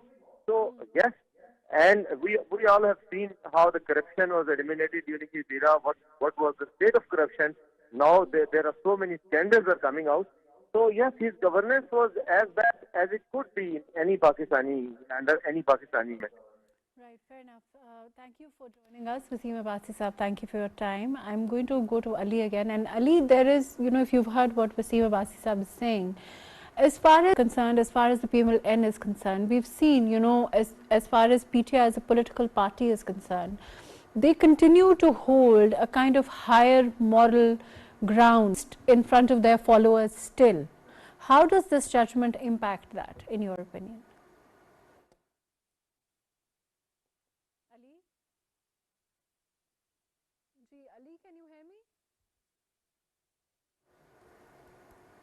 Ji, Ali, can you hear me?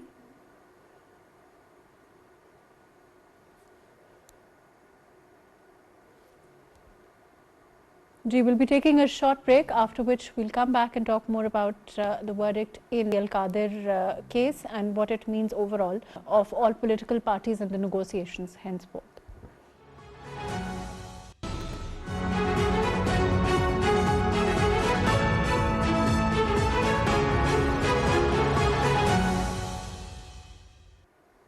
We have with us Barrister Safiullah Ghori.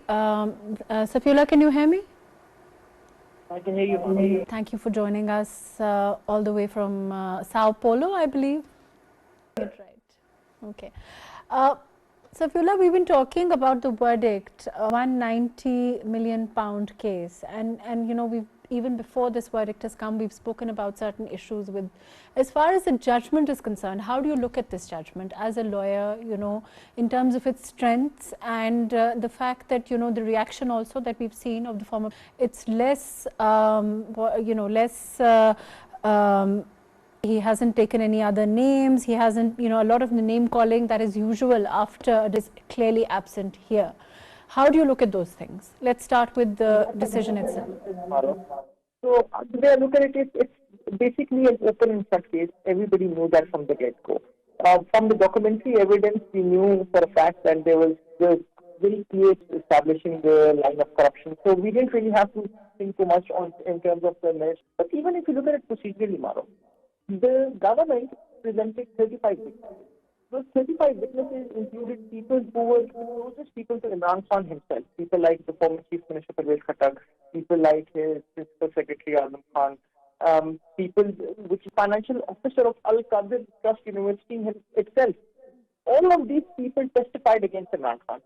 Imran Khan, in his defense, gave a list of 12 people that he wanted to come and stand as his witnesses, and not one of them came.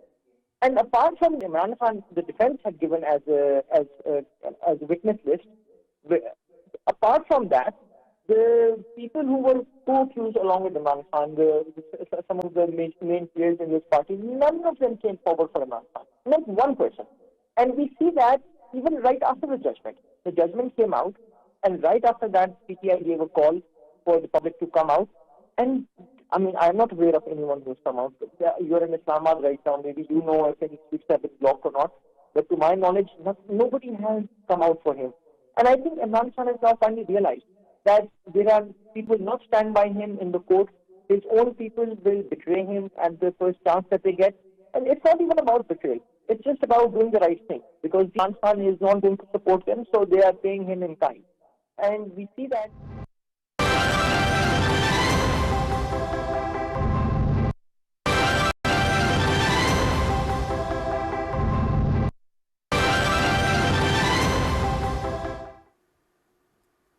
Well, viewers, updating you about the match of the day in Multan. Pakistan have beaten West Indies by 127 runs on the third day of the first test in Multan. Earlier, Pakistan had set a winning target of 251 runs for the visitors, which are the West Indies. Pakistan have beaten West Indies by 127 runs on the third day of the first test in Multan.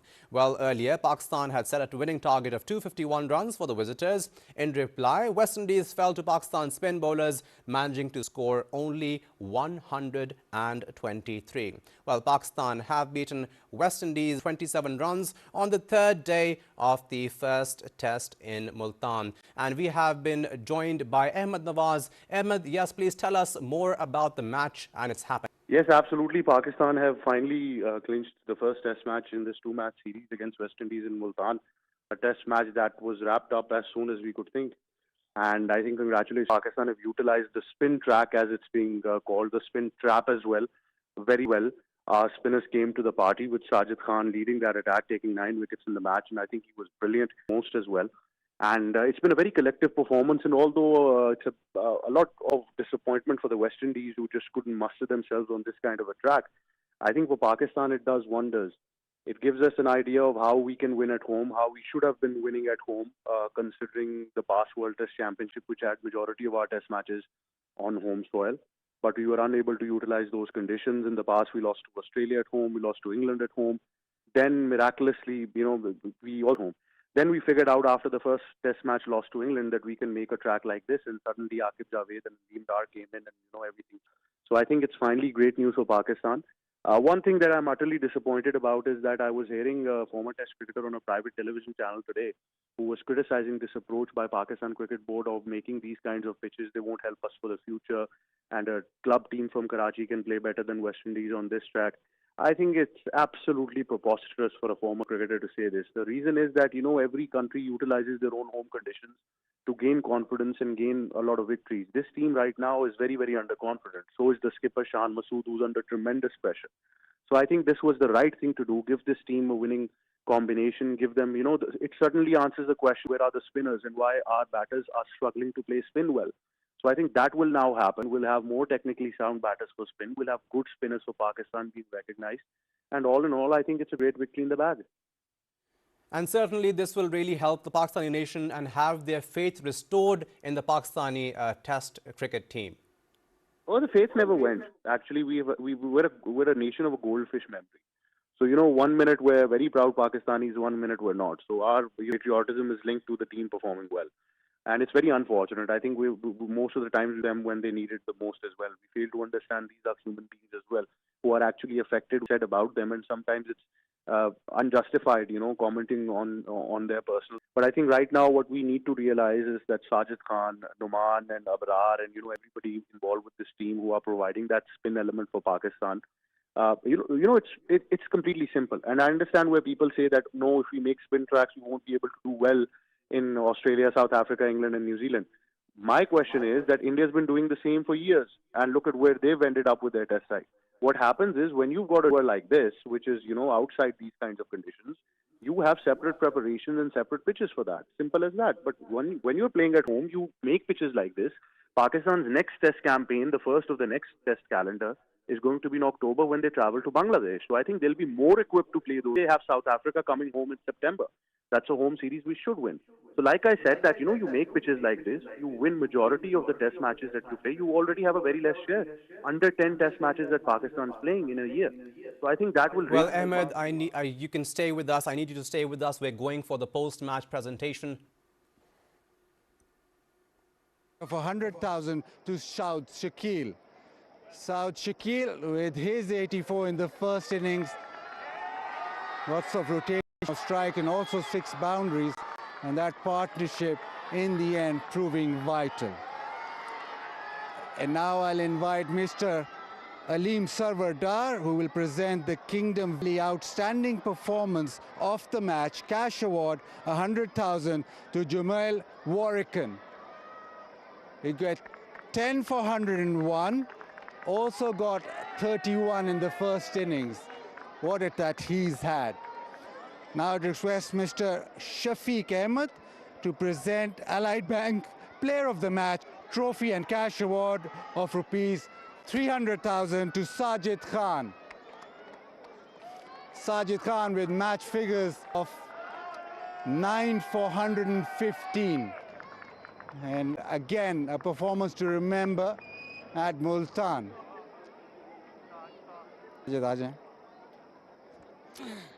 Sajid फिर से मुल्तान में इतनी ज़बरदस्त performance pitch अच्छी लगी आपको?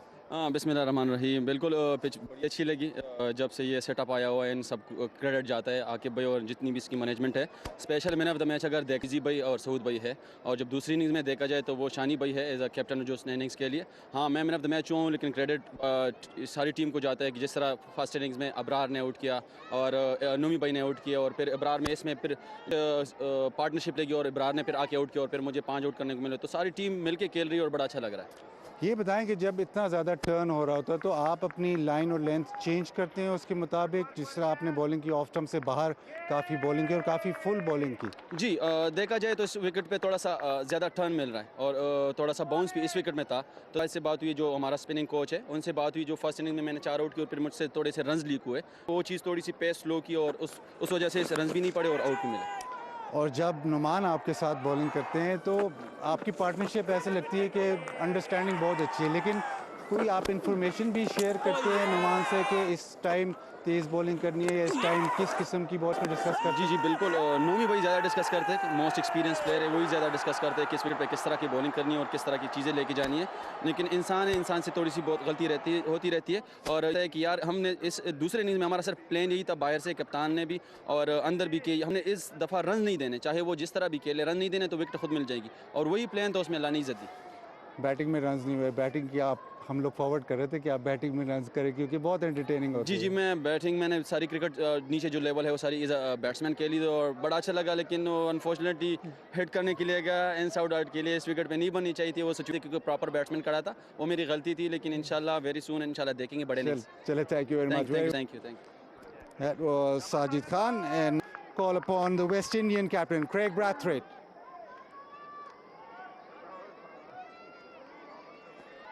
Craig, it's been a tough test match, but the conditions, very alien conditions to most of your players with the ball turning so much. I would say that. I mean, from day one, pretty much it was spinning. I think we let ourselves down, especially bowling in the first innings. I think we didn't bring 40 batsmen as we should, and I think we allowed them 56 runs too much in the first innings for sure. I don't think the mic's working. In terms of going forward for the second test match, a lot of positives in the way that Warwickon bowled, Athens in the second innings. So the test match is just 3-4 days away. Do you feel that you're better prepared if you get a surface like this? Well, yeah, I think we could take a lot from how Warwickon bowled. I think he bowled the slowest on the pitch. You see that offered a lot of purchase, a lot of bunks. So as spinners, we could look at that. The pacey bowling, he was very consistently bringing the batsman forward. I think that was very, very important. I think in the first innings, we allowed them to score too many runs on the back foot. And batting wise, we saw how Alec played. He was obviously very versatile.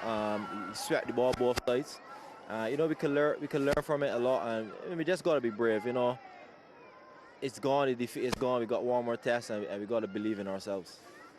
Yeah, as a batting unit, you had different plans in the second innings. If you get a pitch that's sort of turning like that, will you then obviously play it as you did in the second innings?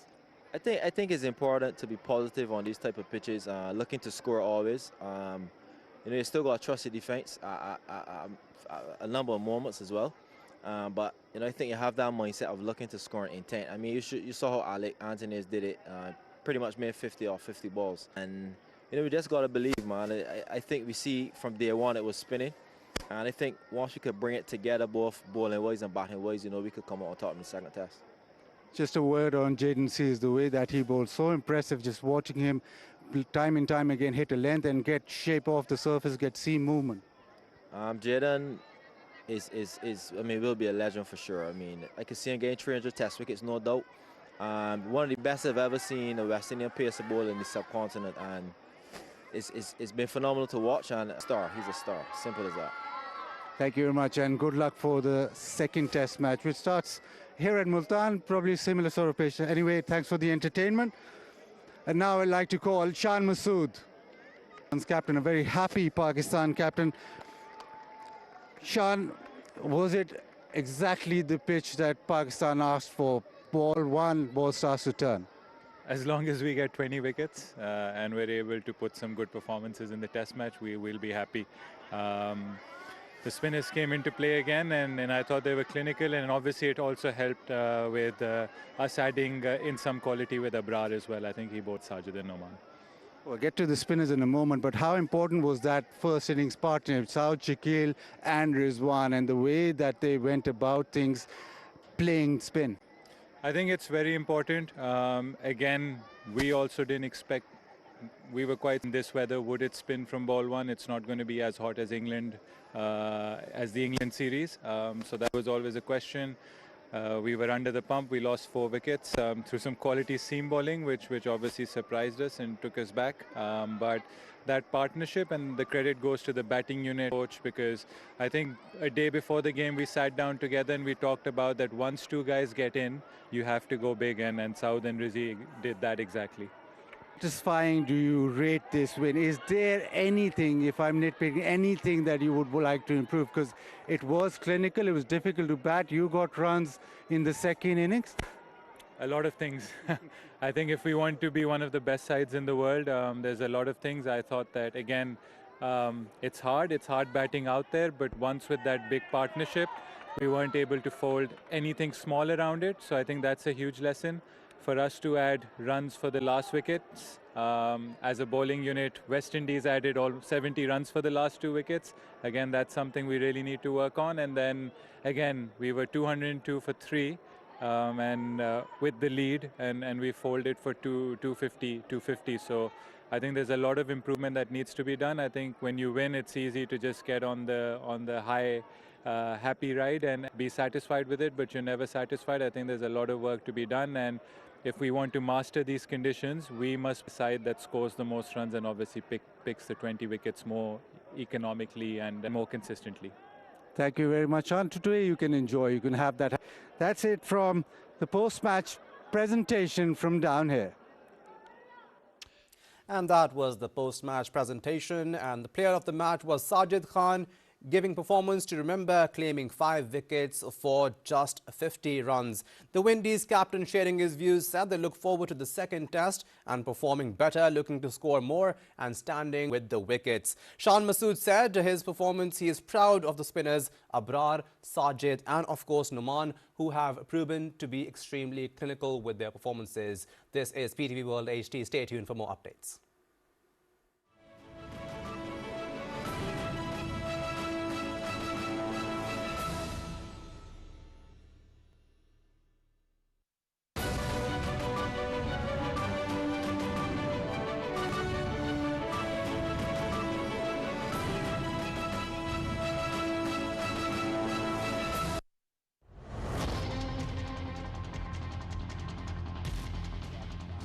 Then whatever happened, what's going on in UK, the kind of things which are going on there, do you understand? So when they found out that this is what's happened, money which was supposed to go to the state of Pakistan was actually adjusted, and the benefit was given to the real estate tycoon, and it was adjusted in a fine which he had to pay the Supreme Court.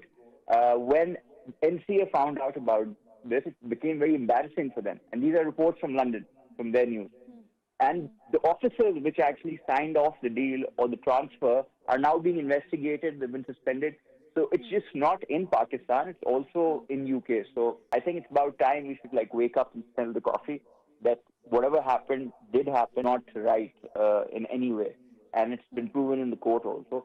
Moving forward, I feel the talks won't be affected. I think because even before the verdict, if you heard both the sides had mentioned that no matter what the verdict is, talks will go on. So I think that's a good sign that both the sides are being being a good sport about it. And I think PTI especially should be a good sport about it, considering their leaders as sportsmen, show some sportsman spirit. But yeah. Right. Let me come back to you. Safiullah, there is, as far as the judgment itself, do you think, even though there are very clear in terms of illegalities and all, like you are saying, do you think that there are lacunas? Because a lot of the legal team, as far as the PTI is concerned, there's also a lot of talk about how there are a lot of lacunas or there are a lot of loopholes in the judgment. So I've, in fact, Maruf, been trying to research on the lacunas in this judgment myself. I mean, it's always good to be a person who's critical of the law and try and figure out where possible mistakes could have been made. And I've also been actively following the social media accounts of all PTI lawyers. These include Samana Kamaraja and various other lawyers who are closely affiliated with PTI. Because, in my opinion, they would have also picked out certain lacunas in judgment. Everything and anything that they have said so far is towards saying that this was a politically motivated judgment. They have problems with, there is one lacuna perhaps that one can point out, which is that sufficient notices were not given before the arrest.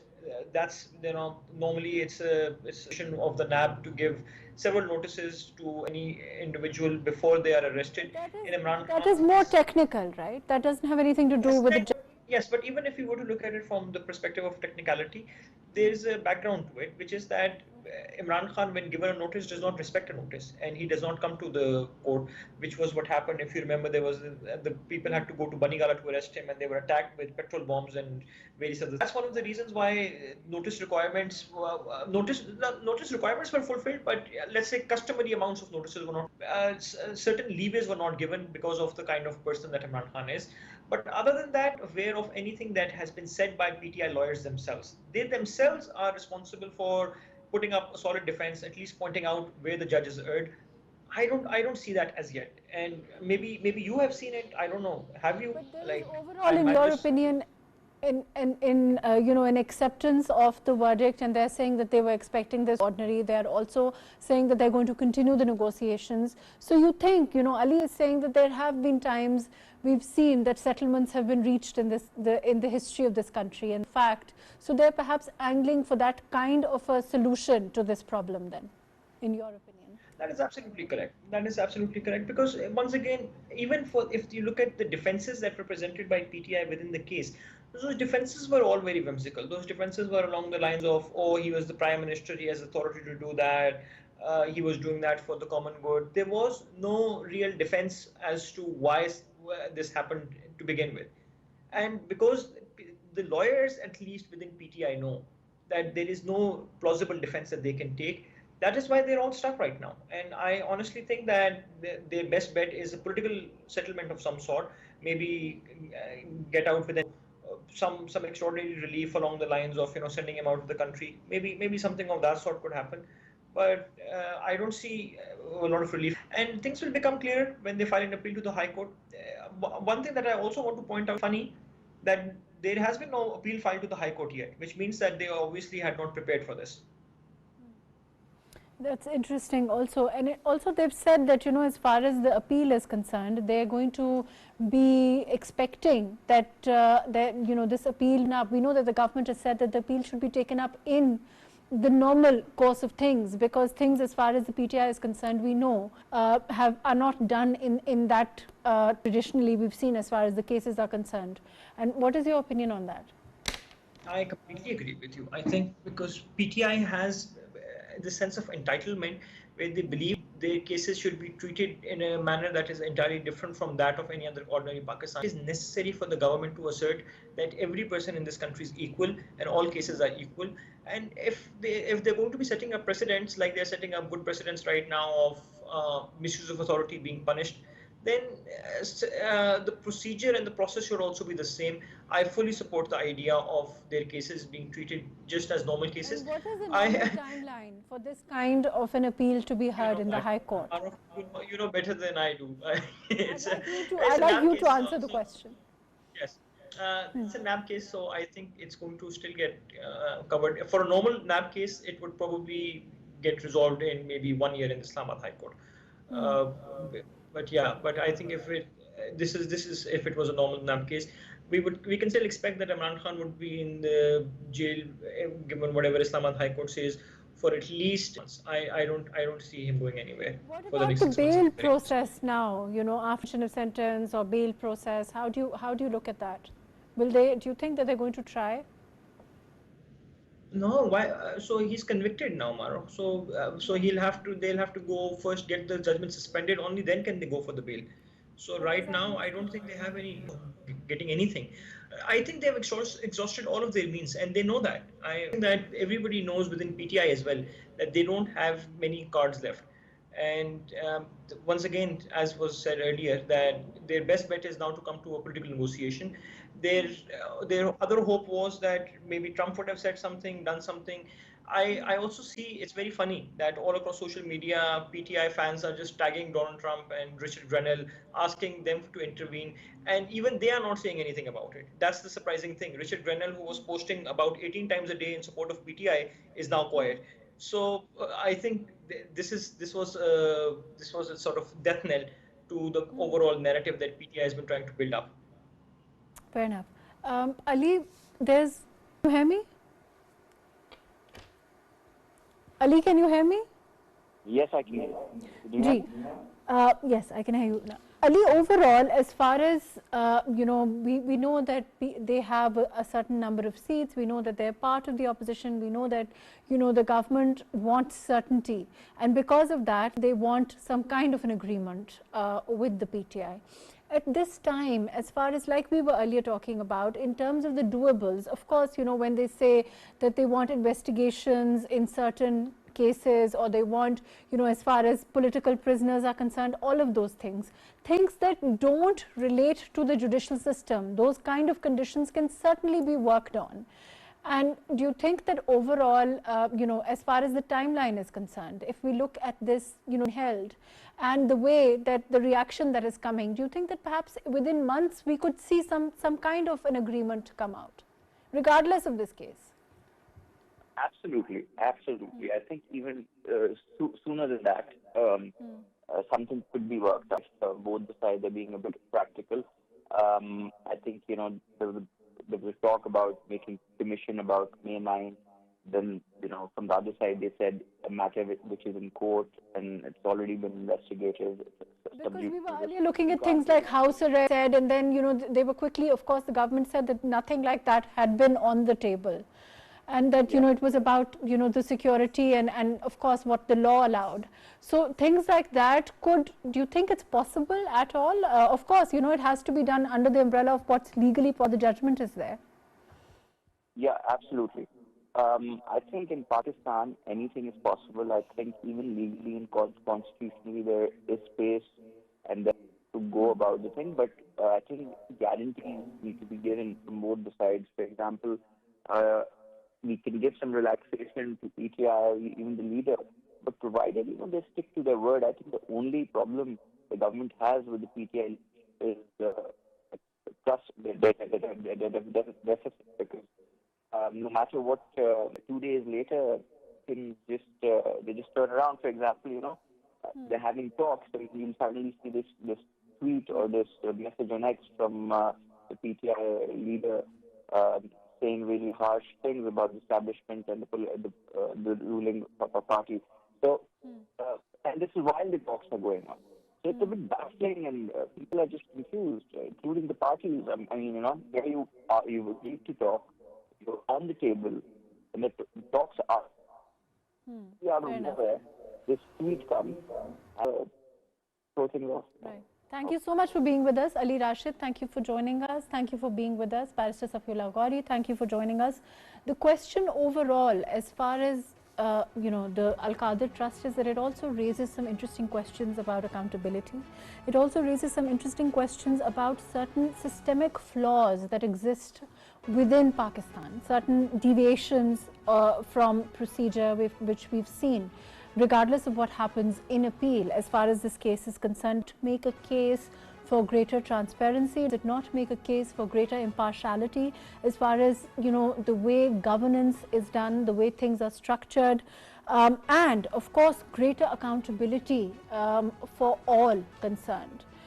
We've also seen, of course, PTI as a political party to hold itself rather in a grandiose as far as accountability is concerned, as far as their honesty is concerned, credibility is concerned.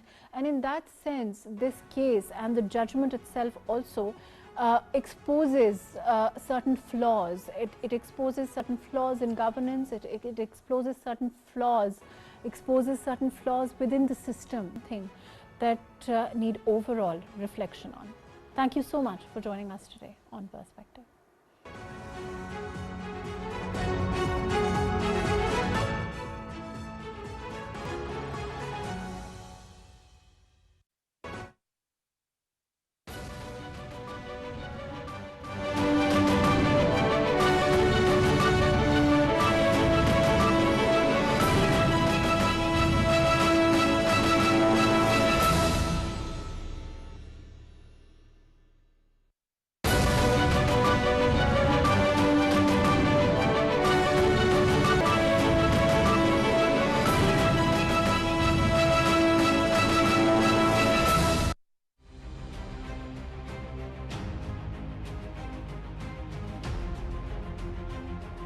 Civil society activists in occupied Jammu and Kashmir have James assault on Kashmir's social cultural and political fabric. Indian authorities are adopting measures to convert Muslim majority of the region into a minority. Hindutva-driven policies of Modi regime are eroding the cultural, linguistic and religious identity of Kashmiri Muslims. Seizure of properties is meant to pave way for Hindutva's supremacy in occupied Jammu and Kashmir. United Nations must take stern action against India for blatant violation of international norms in occupied Jammu and Kashmir.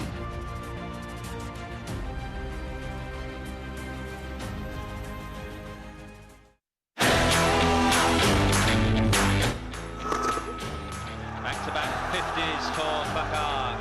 Pressure right on England. What an emphatic way to do it.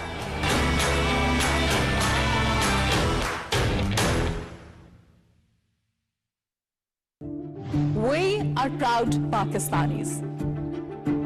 We are the healers and bring hope to those in need. We are the builders. We are the engineers who create the infrastructure of our country. We are the artists who bring joy and beauty. We are the dreamers and the doers. We are the champions, the athletes who bring glory and pride to our nation. And we are the storytellers. The journalists that bring you stories and news that matter.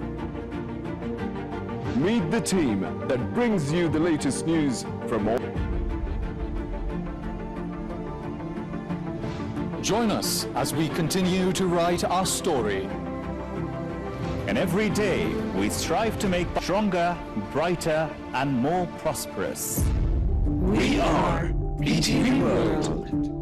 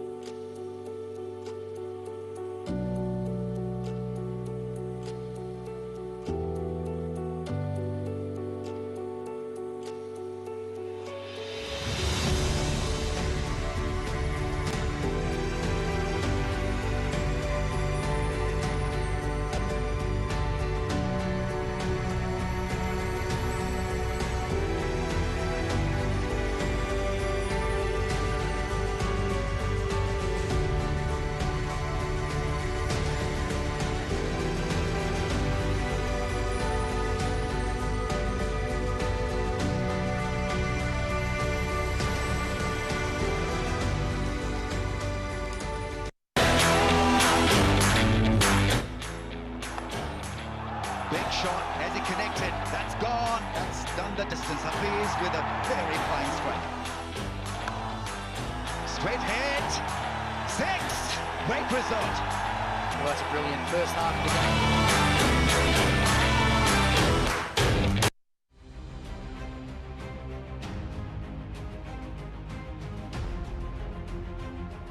Civil society activists in occupied Jammu and Kashmir have denounced Modi regime's assault on Kashmir's social, cultural and political fabric. Indian authorities are adopting measures majority of the region into a minority. Hindutva-driven policies of Modi regime are eroding the cultural, linguistic and religious identity of Kashmiri Muslims. Seizure of properties is meant to pave way for Hindutva's supremacy in occupied Jammu and Kashmir. United Nations must take stern action against India for blatant violation of international norms in occupied Jammu and Kashmir.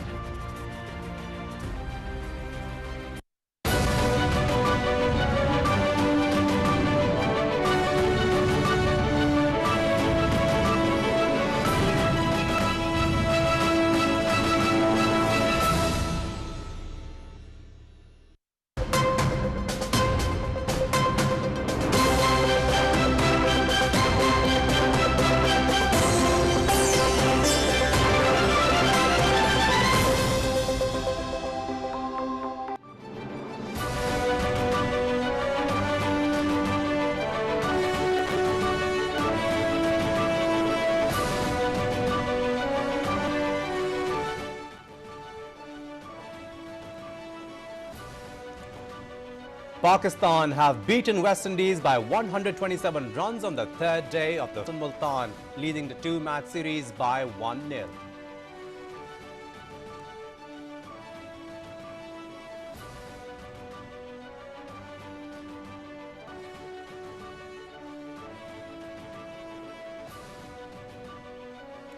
Prabhat Sharif congratulates the nation on the victory of the Pakistan cricket team over the West in their first test match in Multan.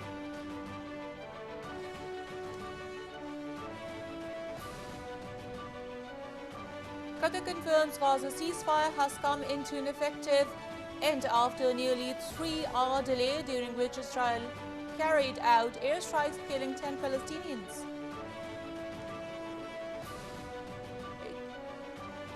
Israel's far-right national security minister resigns in protest over Gaza's ceasefire deal. Finance ministers also opposed to the deal, but for now is staying in Netanyahu's coalition.